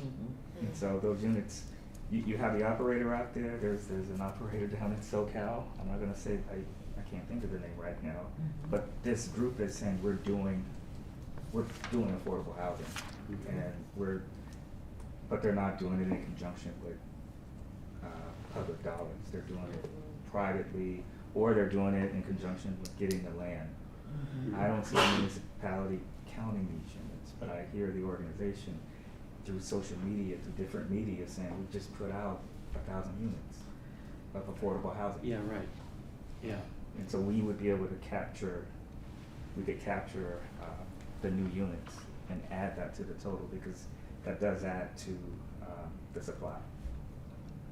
Everything counts. I was gonna ask Ellen, this is more of a technical question, just trying to refresh it and wrap my mind around it, is that if the employer is taking care of the down payment assistance piece, then does that employer have some ownership? It would be, CalHFA would be the lender, so. Period. Yeah, and it's a shared appreciation loan, so I do always like to make that distinction between shared equity and shared appreciation. So functionally, CalHFA would be lending the down payment. The mechanism for repayment is based on a calculation of the appreciation, so. Right. So the unit, it's sort of treated just like a normal loan, like the unit is collateral for that loan, but there's not technical ownership in the actual unit. It's a shared appreciation I loan see. product. Is that? Yes, yes. So our portion could go back into the share, our Dream for All bucket? I think in all likelihood, Okay. this is, now I'm spitballing and being I know, hypothetical. this But, is your- so I think in all likelihood, if an employer were willing to fund a program for their employees, once there are repayments in that program, they probably want it to go back into their own bucket, So that- okay, right? yeah. Like, that would be my guess, is Okay. that they would want their Alright. own funds to recycle for their recycle own back in benefit. there. Okay. If I run the company, that's what I do. Well, I was just I mean, I trying wouldn't be to add. opposed to. Yeah. We take it. That's really intriguing. Chair White, may I? Sorry, I am the secretary, but I wanted to make sure that, I don't want to demonstrate my firm grasp on the obvious, but I wanted to ask Ms. Martin something that I think might be an important concept around this for the committee to also take into account, which is, would these employers also use potentially this shared appreciation product to not only retain existing employees, but also as an attraction tool, because there are lots of talented people throughout the country who may not be looking at California because they are put off by our cost of housing. But I wonder if this could also be a tool that those employers could use to attract some really bright, talented people from other regions of the country. Yeah, I think that's absolutely the goal here, is sort of that linkage, that critical Right. linkage between housing and economic development, Mhm. right? Like, that is one of the biggest challenges that we have as a state, is the ability to attract and retain talent, and housing is one of the barriers. So we do have, to offer, to be additive to this space. I think we do have, as Mr. Schultz so eloquently put it, we have the existing infrastructure, we have, a program that we can plug in to be additive to that space. I think the only challenge that I see with this, and I think it's not insurmountable, is potentially making sure that we have cleared the way around fair housing. And I'm not an expert in fair housing, but depending upon who we're doing business with, we just need to make sure that we are not excluding, that we are adhering to all the fair housing laws that may enter into this space. Again, so I'm just talking off the top of my head, but I'm a little bit, I see that as a risk, not insurmountable, but something that we might need to consider. Yes, and Ms. Johnson Hall, if I may quickly address. Oh, sure. Just for the reassurance of the committee. Of course, Ms. Martin has already shared this concept with your legal team, and we are already looking at it because we are very mindful of affirmatively building fair housing. We're making sure that we're not contributing to a disparate impact or disparate treatment. And this is nothing new since day one, since Ms. Johnson Hall has taken the helm here. She has been real explicit with us about her legal team always being focused on, through that lens of fair housing. So it's on our radar, and it will certainly be, if this is one concept that is selected by this committee to elevate, we're on it. Thank you, Yes. Jen. Thank you, Jen. Sure. Okay. Right. Any other comments, questions? If not, I think it's. I'm kind of gobsmacked, but this is really. Okay. Gobsmacked. Mm. we can go on. Moving on. So a MIP replacement or Yeah. supplement. So CalHFA's multifamily lending program is largely reliant on the MIP program. The MIP program relies on some funding sources that are generated by the state or by taxpayers. The MIP part of this comes from the document recording fee. Whenever we refinance or something, we pay for $75 in every document, right? That funds a pot that goes into there. But also reliant on the bonds, state tax credits. The budget for a while this year looked like the $500 million in state tax credits might not be included. CalHFA has a historical $200 million of those $500 million, and that would have been, I think we realized it could have been fatal to our flagship multifamily lending program. We would have had to pivot immediately. Those tax credits were restored, so we have a little bit of time, but we as a staff, we like to use this time to plan for a new product so that we have a multi-legged stool in multifamily lending, and not just a stool that falls down if one part of the subsidy is taken away. So we don't know what this product is, but as we recruit for Ms. Ferguson's successor. The first, I think, charge in the interviews, and the first charge for that person will be help us figure out a multifamily lending product that works in the marketplace, that would have take up in the marketplace, that isn't duplicative of what others are doing, but really is additive to the marketplace, and CalHFA can execute on its own without requiring other parts of the government to retain the subsidy in some way that they've been providing. Yeah. Yeah. I think it's a great idea. I think it's just real smart to do that. I mean, you kind of, I don't know, what's the metaphor in hockey, where you want to steer to where the puck's going, not where it is. And that's what this approach would be, because just looking out ahead, there's no guarantee these funds, these other general fund contributions be around. So it just seems, it's not low-hanging fruit per se, to use my other metaphor, but it's something that we really need to be mindful of. So I should say, we do have MIP, and then we have kind of conduit, and then recycled bonds. So there are some other things there, but the flagship product, the one that really makes money that we spent time on, was in some amount of danger, and so we need 4 or more legs on that stool, so that we have a plan for the future. Yeah. Okay. Yeah. Any other, sorry. If there are no more questions, we can go to the next. Joe, would you mind? Thank you. So the next is infill adaptive. There's a lot of conversation about these office buildings that are underutilized and whether those can be converted to housing. There's also a lot of interest in kind of downtown rebound. Right? Could we be putting more housing in downtowns? So there's a lot of activity in this space. There's a lot of conversations going on within the administration about this space. We don't have a proposal to talk to you today about a product, but just want to flag there is a lot of interest here, and we do anticipate we'll be working on ideas for infill or adaptive pre-construction loan products. I think that's the biggest question here is not will somebody make the construction loan or the perm loan, but is there money to get started working on these infill and adaptive sites going forward? Happy to answer any questions about that. So let's say we construct this program. It's pre-construction, so some developer or property owners will be looking at the feasibility of doing conversion. They decide that it's just not going to work for them. Where's our loan? Again, It doesn't. it's kind of, Yeah. it's venture capital. It's kind of what this is. Is that the right analogy?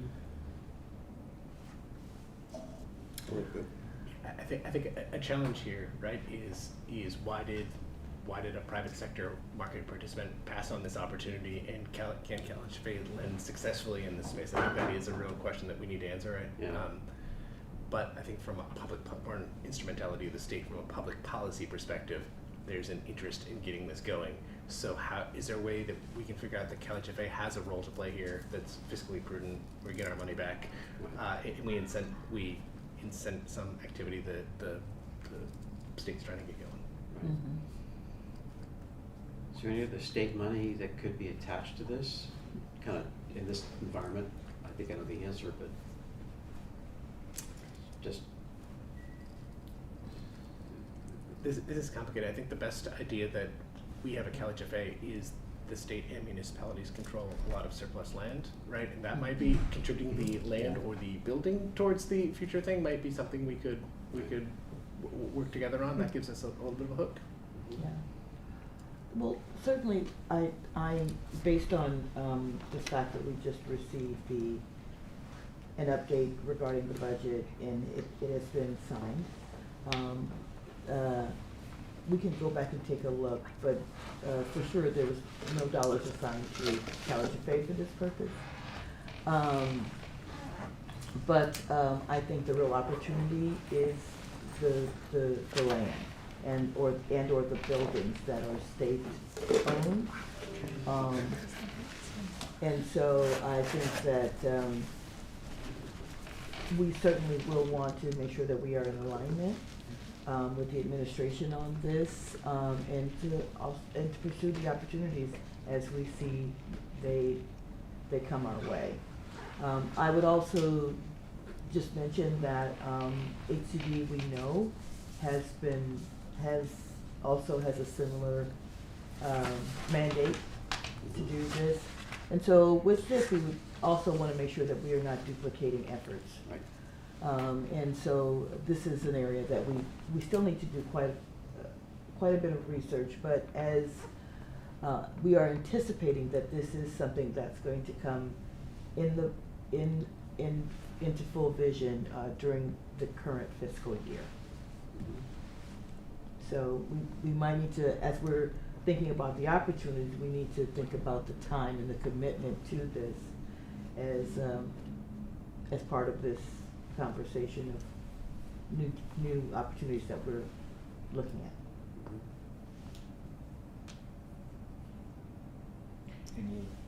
I mean, surplus land owned by a public agency, local public agency, I mean, we kind of talked about that already with the middle income concepts. I mean, that's arguably infill. I mean, I guess this is the adaptive part is think of converting an office building to housing, which I know has been talked about a lot of issues with that. I mean, I don't know. I think with this one also is your AMI are they're gonna overlap like a little with the middle income, but this is more than likely going to be 50 and below. That's my guess. I would suggest you that's probably will be a priority, but we don't know yet. Okay, Yeah. that's helpful. That may be ECD then. Okay. We can move to the next one. This actually may not result. So this is just a conversation. I know Tina, the executive director, is working with the FHFA at the national level, and I've been having conversations with FLUB San Francisco. This may actually end up just being sort of a back end thing in terms of financing, not necessarily a public product, but more of another access tool for which to access private capital under. Rather than a publicly launched sort of program for us. So it's something we're exploring, again, at both the national level and at the sort of the more regional level with the Federal Home Loan Bank. So there's not, I guess that's sort of my quick summary as to what those conversations are right now. But again, more likely than not, just another avenue for capital for the agency. And absolutely, we should track. Oh, yeah. But it may not, again, we're not going to be like, this is a new program we're marketing because we have another capital source, a different source of capital. Understood. Right. You never know when Yeah. FHFA or Federal Home Loan Bank all of a sudden does something that aligns Yeah. with what we're trying to do. So I think it's important. Yep, absolutely. That makes sense. Okay. So move on. Next one. All right. So the next category is new single-family programs. So I'm going to try to take a step back and just give a little bit of context about how our flagship single-family programs work. So My Home is our flagship down payment assistance program. That offers 3 to 3.5% down payment assistance that is offered as a silent second loan. So basically folks can borrow 3.5% from us to make a down payment. That funds their requisite down payment to obtain a first mortgage. So they basically have to have that, right? They pay us back when they sell, refinance, otherwise transfer at a fixed simple interest rate of 1%. So it's a very generous down payment assistance loan. We take that basically by virtue of offering that My Home down payment assistance loan, we are able to tie that down payment assistance loan to a CalHFA first mortgage. Absent that down payment assistance loan, nobody really has any reason to come to CalHFA for first mortgage financing. We then take that first mortgage and purchase it from the lender who originated it, securitize it, and sell it on the secondary market. The proceeds from the securitization and the sale of the securities is essentially what funds CalHFA single family and agency operations. So it's a big part of it. It's really a cornerstone. I'll let Mr. Tamturn choose different words if he so desires, of the CalHFA business model.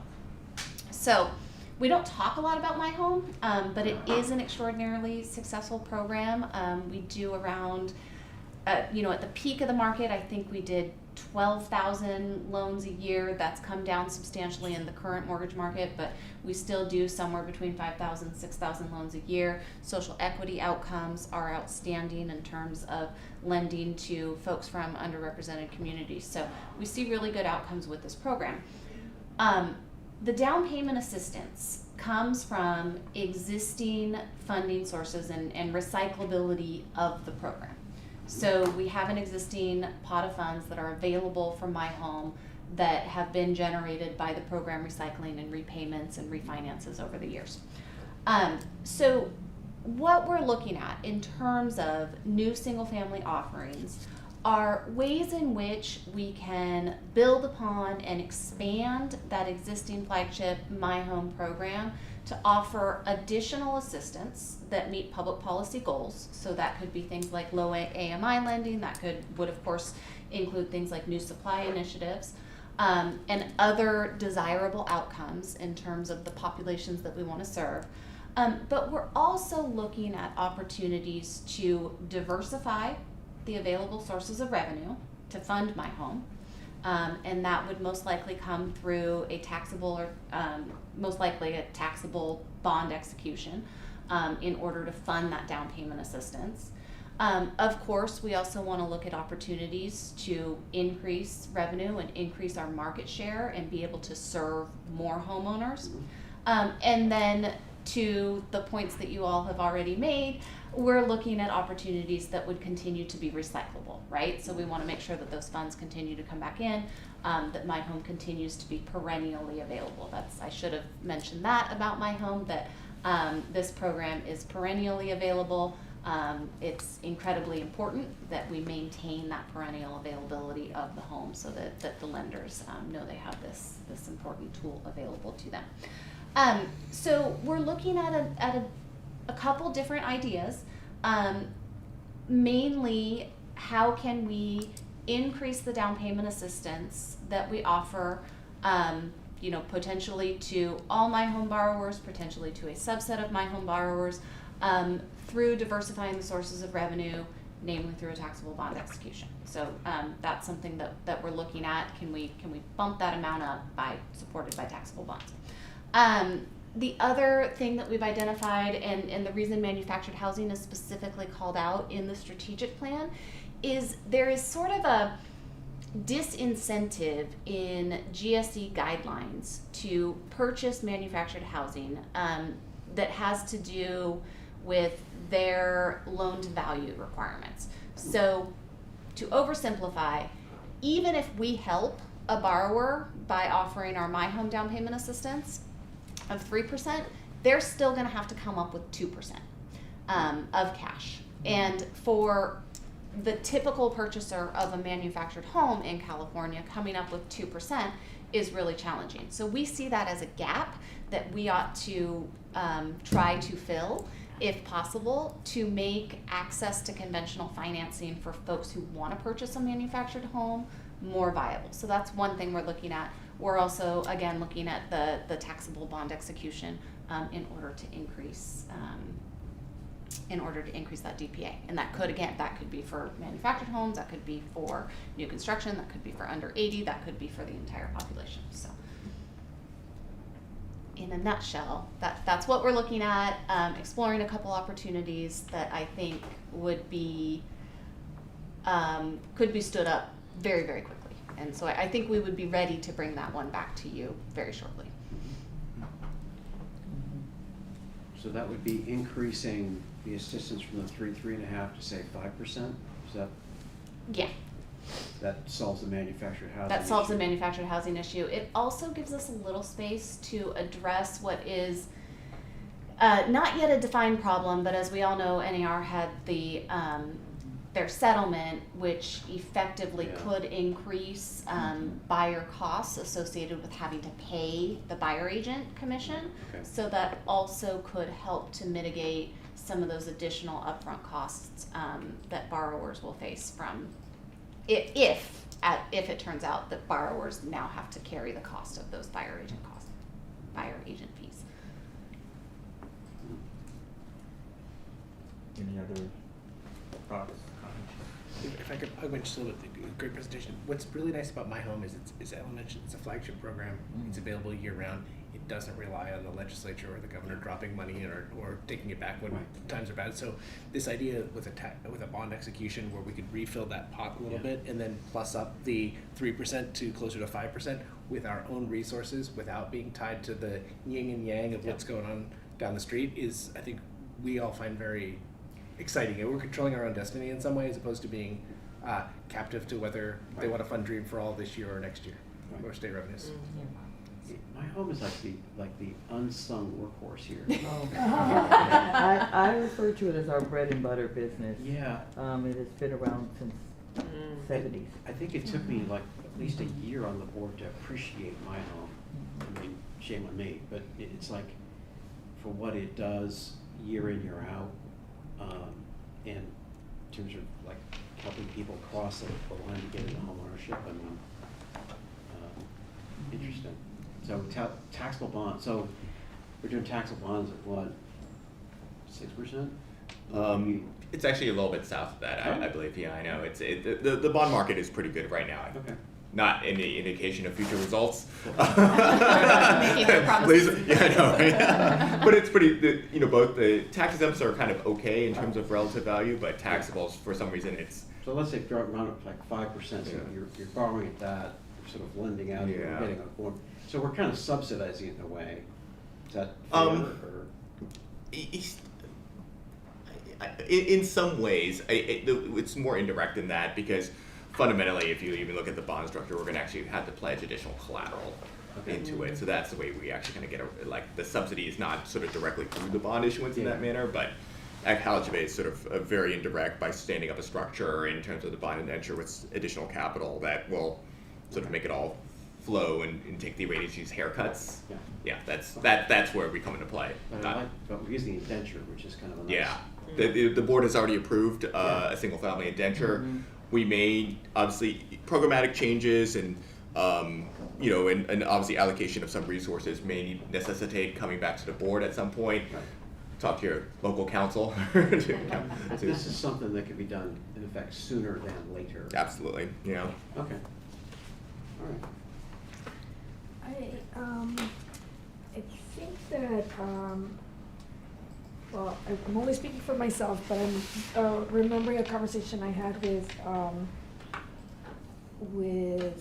board member Limon, in that we'd love to see an exploration of financing single-family development, especially because one of the challenges that we have in communities like Los Angeles County, or I imagine also in areas of the Bay Area, is that even if you're finding a home that's in your price range, there's not the patient seller, and that one of the ways to get around that is through financing affordable single family, pre-development as well as construction. So I know that we had talked about that, but I don't see it here. I was hoping that in the new single family programs there'd be space for looking at lending for development. Or, No. While it's not here, it's certainly something that is. In the back of the head? No, we talk. Unfortunately, Ellen only sits 2 doors down from me, so we talk about it quite. Unfortunately for her. We do talk about it quite a bit. I think that we probably did not include that here because that is still something So early. that's very early that we're still trying to get our arms around. And it requires quite a little bit of, a lot more research than we've had an opportunity to do since since this strategic plan was approved at the last board meeting. But it's certainly something that is there and something that we're thinking about.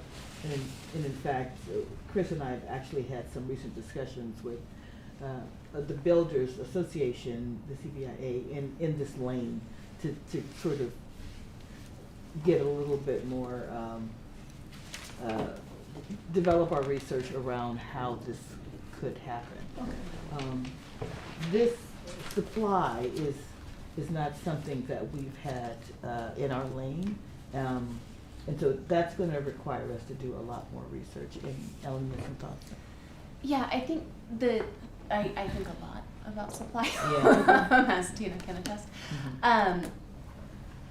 The biggest challenge with supply comes down to what tools does CalHFA have available Yeah. at our disposal to help incent those new units, and that's, you know, Executive Director Johnson Hall put it perfectly. We're still sort of digging in and trying to understand the limitations and opportunities that we have in that space, sort of given what funding and what resources we have available to us. But yeah, it's I say all too often that on the single family side of the house, because you know my primary tool is down payment assistance, but that tool is only as good as the houses that are out there and the inventory that's out there for our borrowers to purchase. So, you know, it really only goes so far. It's sort of one half the coin, and so we are very, very interested to seeing how we can flip that coin and help create a market. But if Pulte is building a single-family development in Corona, could someone come in with this program and buy one of those units? I mean, is that, Yes. okay. If I could augment, if on the income, if they could meet the income requirements and if the home was affordable based on this, and I think one of the challenges, and Yeah. Ellen could talk to us about this for hours, is in the marketplace, just builders are building larger and more expensive homes, and they aren't building kind of starter homes that are affordable in our target marketplace. And this is the thing that we would hypothetically need to unlock: is how do we create an incentive for builders to build a home that's affordable to our borrowers? That's what's it's not being produced in the marketplace, and that's the real challenge. And what is enough incentive? Is it 6%? Is it 10%? Is it 20%? You know, where's that? Where can we move the market by offering more certainty for developers that they have an exit strategy with an LMI borrower? Yep, right. Yeah. Well, I'm so excited to hear that you guys have been thinking about this. It's Yeah. great. And we can expand this description actually to include that. That's a fair statement. And we will do that, to include just that concept. I actually think that I almost want to break this out a little bit. There's kind of Because low-hanging fruit. again, there's some low-hanging fruit in here, but we sort of boxed it all into one thing. And so I think to address your, and we don't want to leave that off. So to address your concern, I think if we break this up a little bit, Ellen, in the next go-round to, as I mentioned with the ADU financing, there's a lot underneath that umbrella. And so I'd like to see us revisit that and maybe break this down a little bit more. Does that other tranche would fall under here, or would you keep it? It may fall under the potential new opportunities because of the depth of research that I believe it will need in order for us to provide you with enough information to make a decision. Okay. Oh, I didn't know it was on that small section. Right. Good segue. Good segue. So real quick though, just with, not that one, but our actual, it has goals and objectives to them. Yes. How does the committee feel about just doing that 1, 2, 3 with these, before we get to that?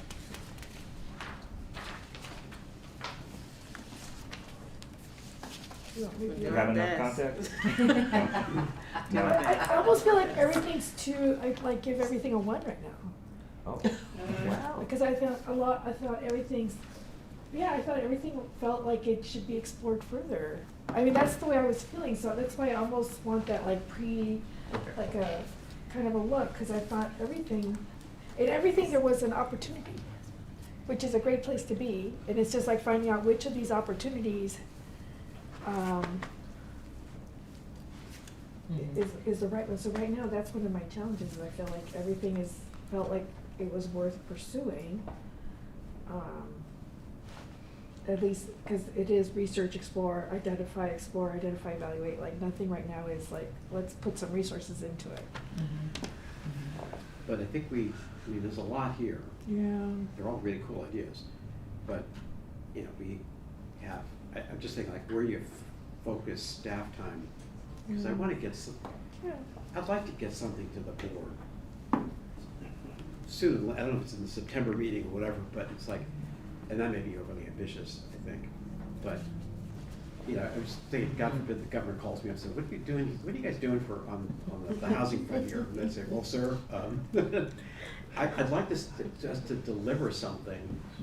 And so I think that needs focus. I mean, I went through this as you're talking, and I've got a few ones, I got a couple of twos and some threes. So you mentioned the September meeting. Yeah, We potentially are having an August meeting?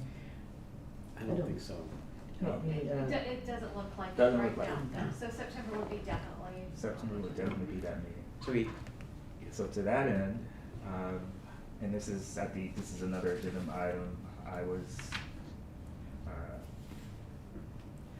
ambitiously thinking that this group would reconvene in August. Towards the end, whenever that normal board meeting would be. I can't remember the date, sorry, we should know, 22nd, I think. Yeah. Tuesday, Thursday or something. Yeah. So I was thinking there could be another That's a good meeting idea. between us, Zoom or not, but, Yeah. to kind of go through this, and maybe there's even more context, for each one of these by that time. And then we could start thinking about a prioritization and target September. I'd be ready to push for some prioritization now, but, you know, Well, Jen, what's speaking to you right now, like? the middle income, Yeah. that's a one. Yeah. Shared appreciation, to me, is a one. MIP replacement supplement is like, that's not an immediate, but it's something we need to be thinking about. And then the new single-family programs. I mean, to me, it's like plug and play. If like, God bless them, if a company is willing to put money in to help, and we've got a platform, like, go. And the middle income thing is, to me, it's, I think there's a demand there just from these JPA deals that have been floating out there, but we could probably do it better and have an RFI ready to go. So I don't know, like, this is stuff that we could get out there sooner than later.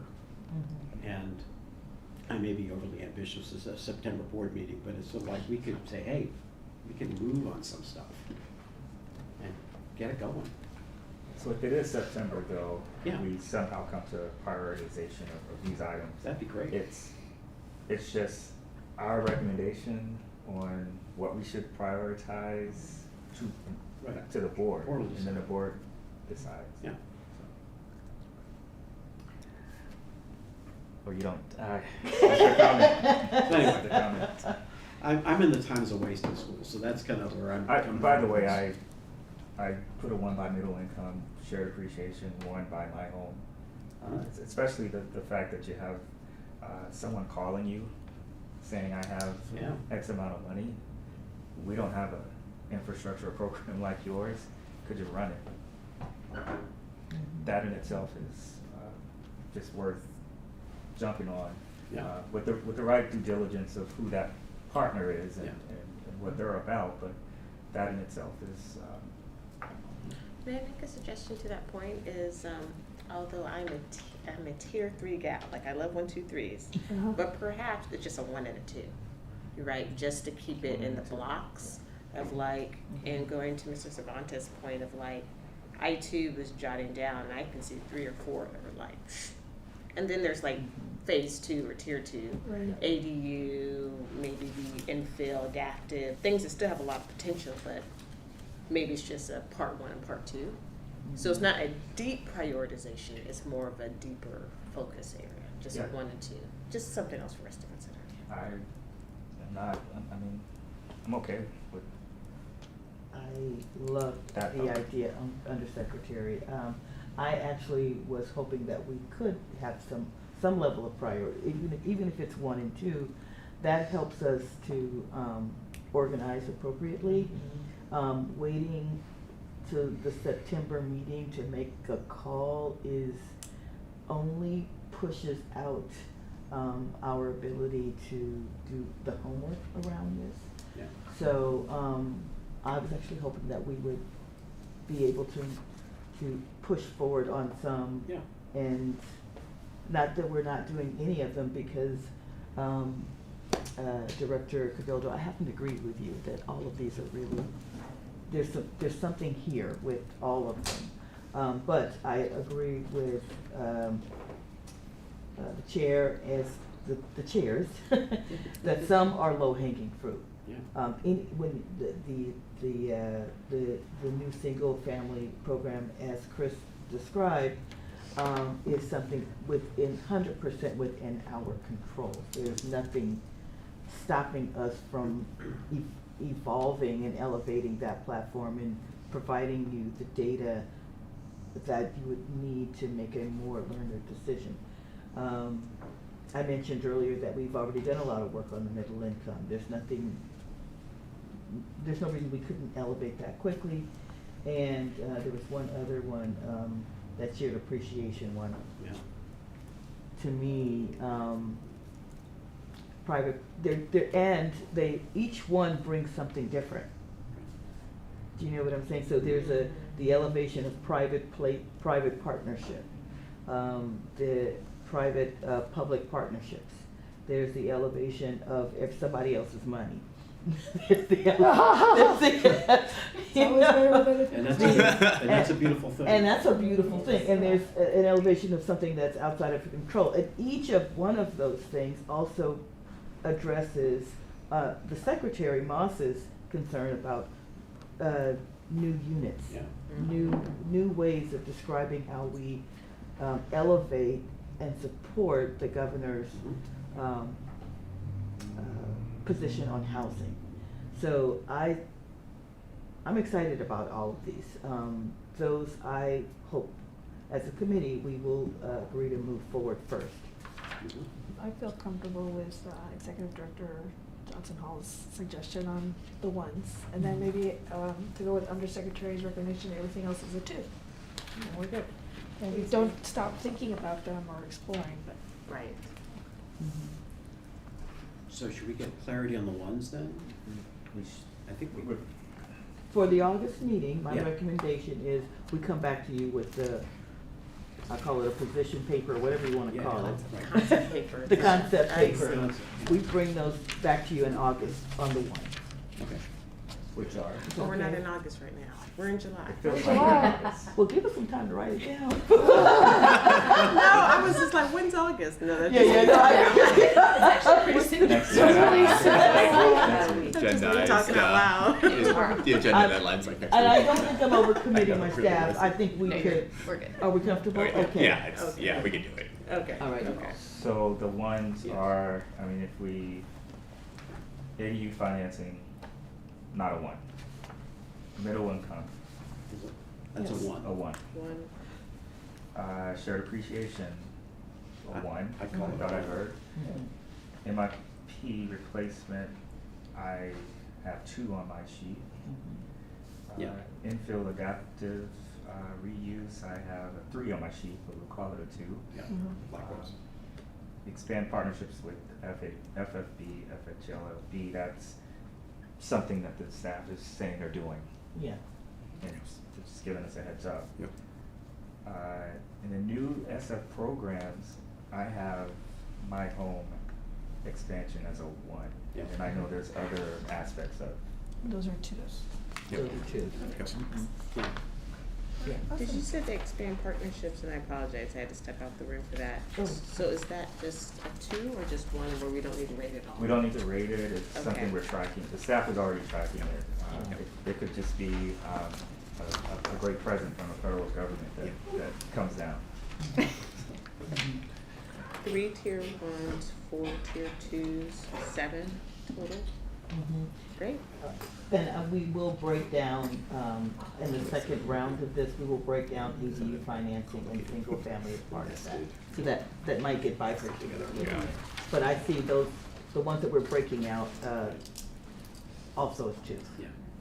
So the idea is we'll have the worksheets on the ones that we talked about. Yep. Correct. Next time, I mean. Great. Good result. Awesome. Thank you. We Okay. can go to the others not included. I'll just briefly highlight these if that's okay. Something the executive director and I've talked about quite a bit is a rescue or workout fund. She gets calls like, hey, there's this subdivision in Ceres where the developer's gone under, or there's this building that is, something's happened. Do you want to buy this shell of a building that isn't completed, right? And so the idea might be, could we use our resources to scoop that up, slap the affordability covenants on it, and get it moving? It's the skeleton of an idea. We don't have a plan yet, but it is an idea that we think is worth talking about. Might be a good use of CalHFA's resources. Undersecretary Grant mentioned deeper ELI, VLI lending, right? That would be reduced profitability, but maybe that serves a public policy goal in combination with some other products.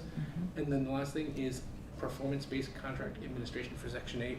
We need to advance a memo through Deputy Secretary Kurgan on this, but the federal government, HUD, is putting out a application for entities to apply to run. This is Section 8 project-based administration for California. There might be an opportunity to gobble up additional resources for California that might be going underutilized, or other states are not utilizing their portion. In California, you can get more Section 8 project-based funding. Whether we apply for it, HCD applies for it, but some California entities should apply for it. It would be moderately profitable, but it's contract administration, but it does get new, relatively affordable units built in California. It's almost like that goes with the second bullet too, right? Yes. Like Yes. that is, yeah, that's what's up. I mean, that's, I think that's a very good option to Yeah. explore. And that application window is probably in the fall, so we need to have a conversation about should we apply, should some other California entity apply, but there might be an opportunity to draw more federal funds into California. So, Tracking that. yeah, but that one in particular, Undersecretary, we want to, as soon as we can, elevate to you and your staff. Because what we don't want to do is to miss the opportunity.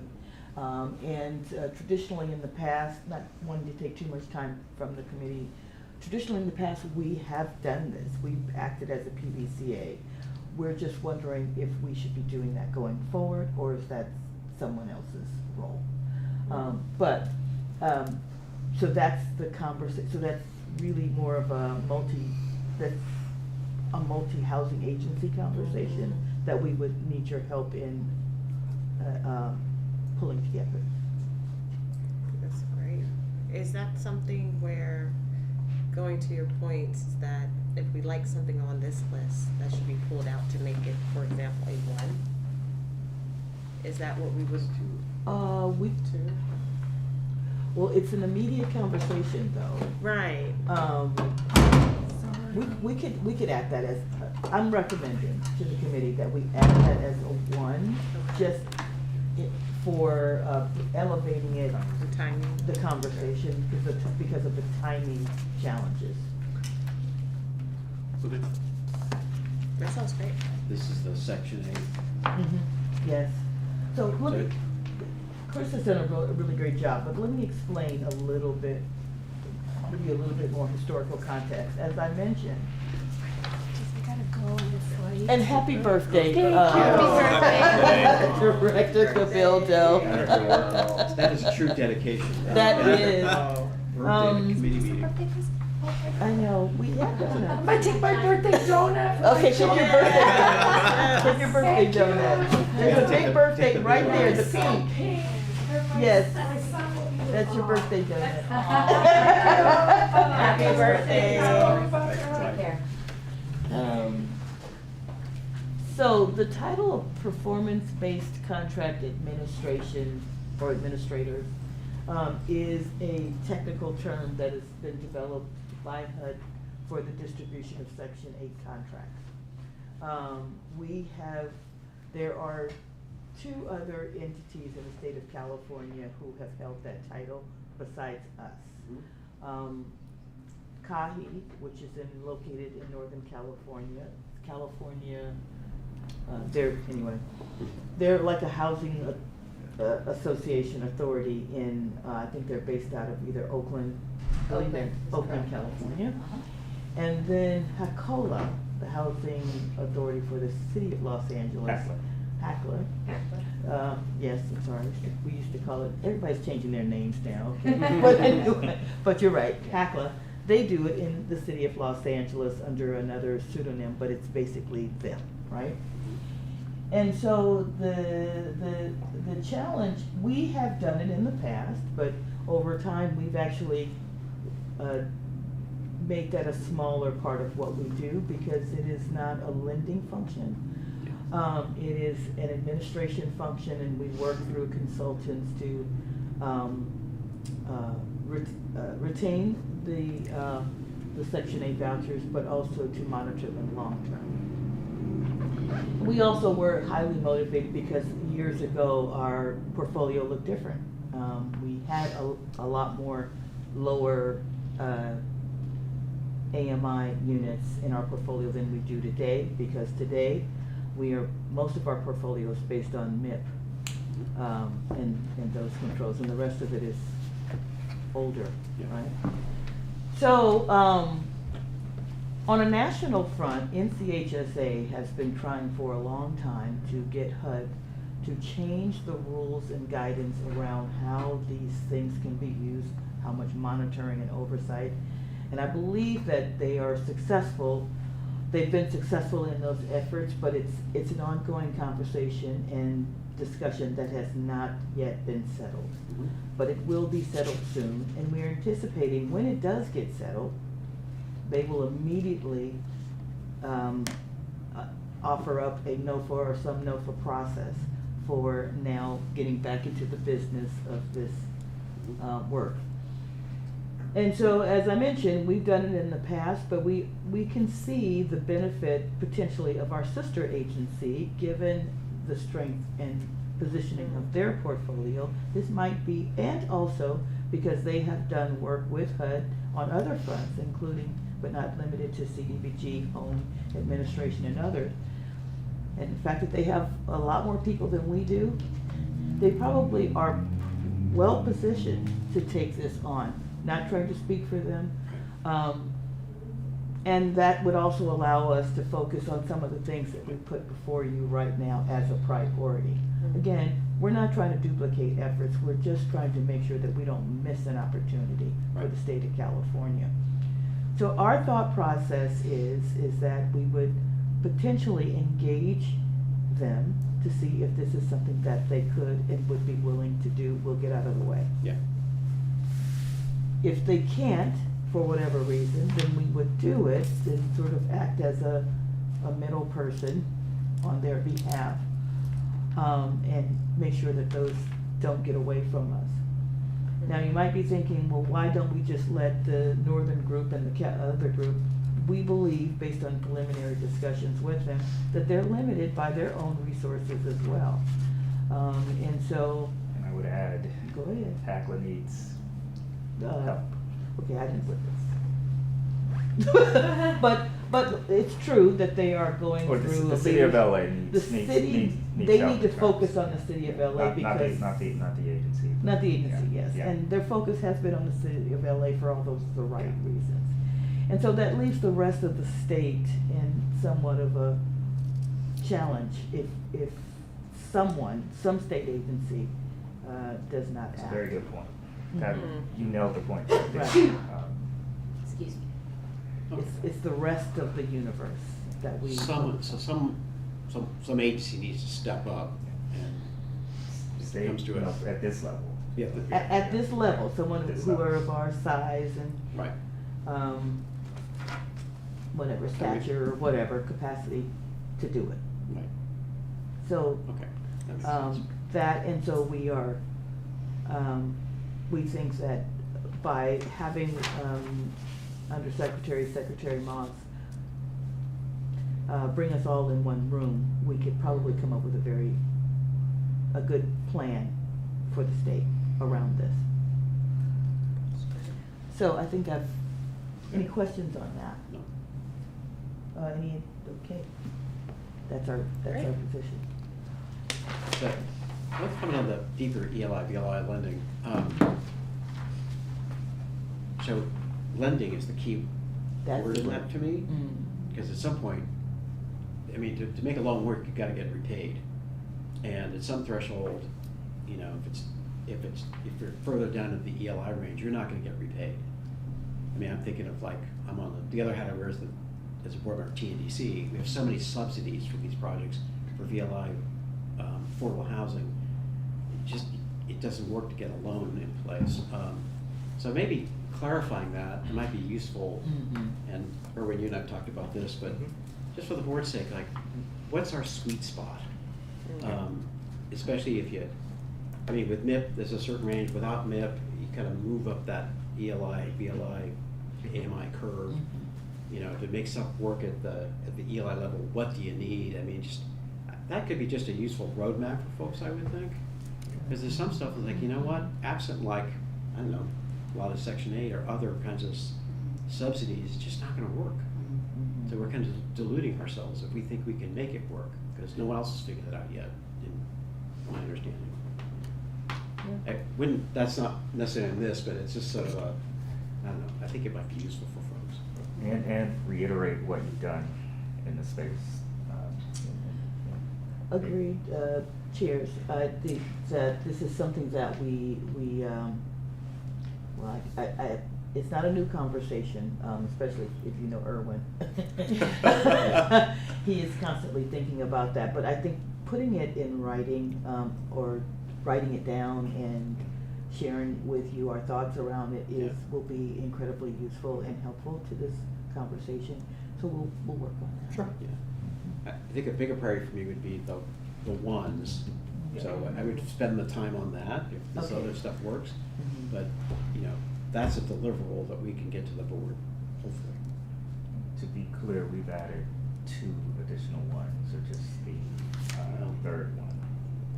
I think it's just the Just the third, third so bullet, yeah. the one, and I think, I also think that we can do that handily within the,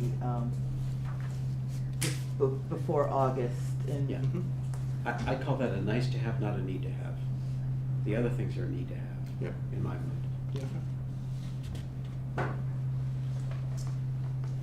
So 2, right?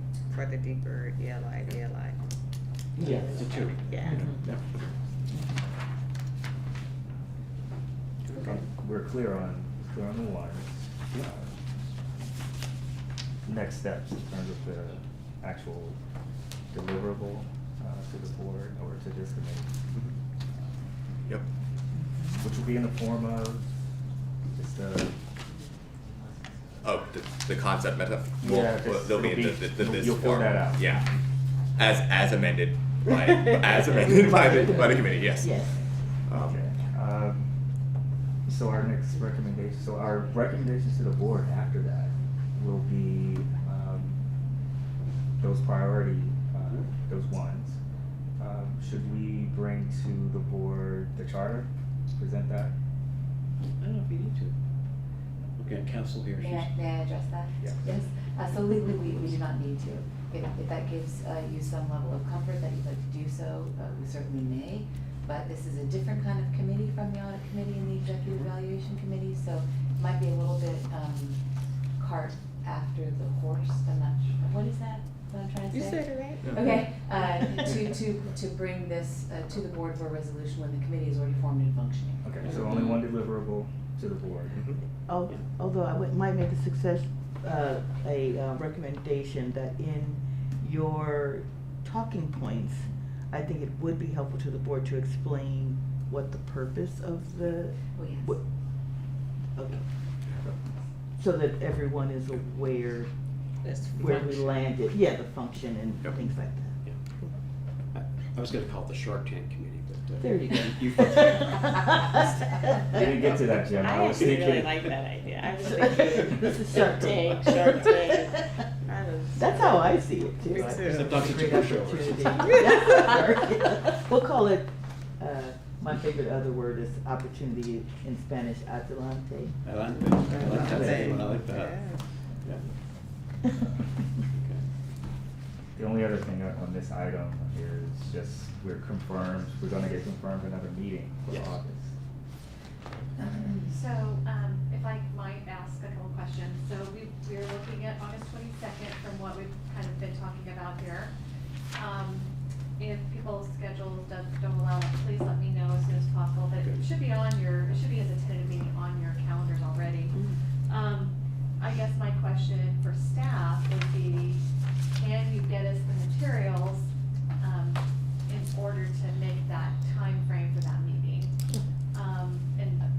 guys. Yeah, would what's do- your, We would need the materials no later than, we distributed to the board or the committee a week before the meeting. So, Yeah. you know, give us a few days to get it in and run through reviews. So August 15th Yeah. would Yeah. be the publication and delivery date. We- Yes. Right. Yes. So We know what we're doing. And we would need to post the agenda for the meeting 10 days, 10 calendar days Yeah. before the meeting. So, but it sounds like we already know what the agenda is. If there's anything you want to change around, let me know. It's possible, but- Okay, we can make this all work. Yes, yes. I would just add, depending upon where we land with the last item that we just said for the, just note that that may or may not show up. Does that make? Section 8. Yes. Yeah, Could fall off. Yeah, it Yeah. could fall off, Yeah. all right. Okay, sounds good. But I will be writing up something for, the secretary grant. Give me a couple of days, and I think our staff will be able to provide. We'll be something. ready for it. Thank you. I guess I do have one more question, and it's Yes. actually about the board meeting for September. Oh. We were talking about the charter, and Craig, one of the expectations is that when a committee meets at the next regular board meeting, there's a report out, Right. like what, the meeting that the committee met, and if there's any information to share. So you'll be talking about the purpose of this committee. Would it be appropriate to publish the charter with that board package so people could read what the charter is? We're not asking them for approval of the charter, we would just be sharing it for informational purposes. What do you think? Yep, we're good. Okay, then we'll have to do that. So we'll move to item 6, is other committee matters. Just quickly, for Yeah. point of order, I'd like to go ahead and offer this public comment for this last item. We're talking about the item, the list of items. Any members of the public want to make a comment? And there are no hands raised. Thank you. Thank you. Item 6, other committee matters. Any other matters?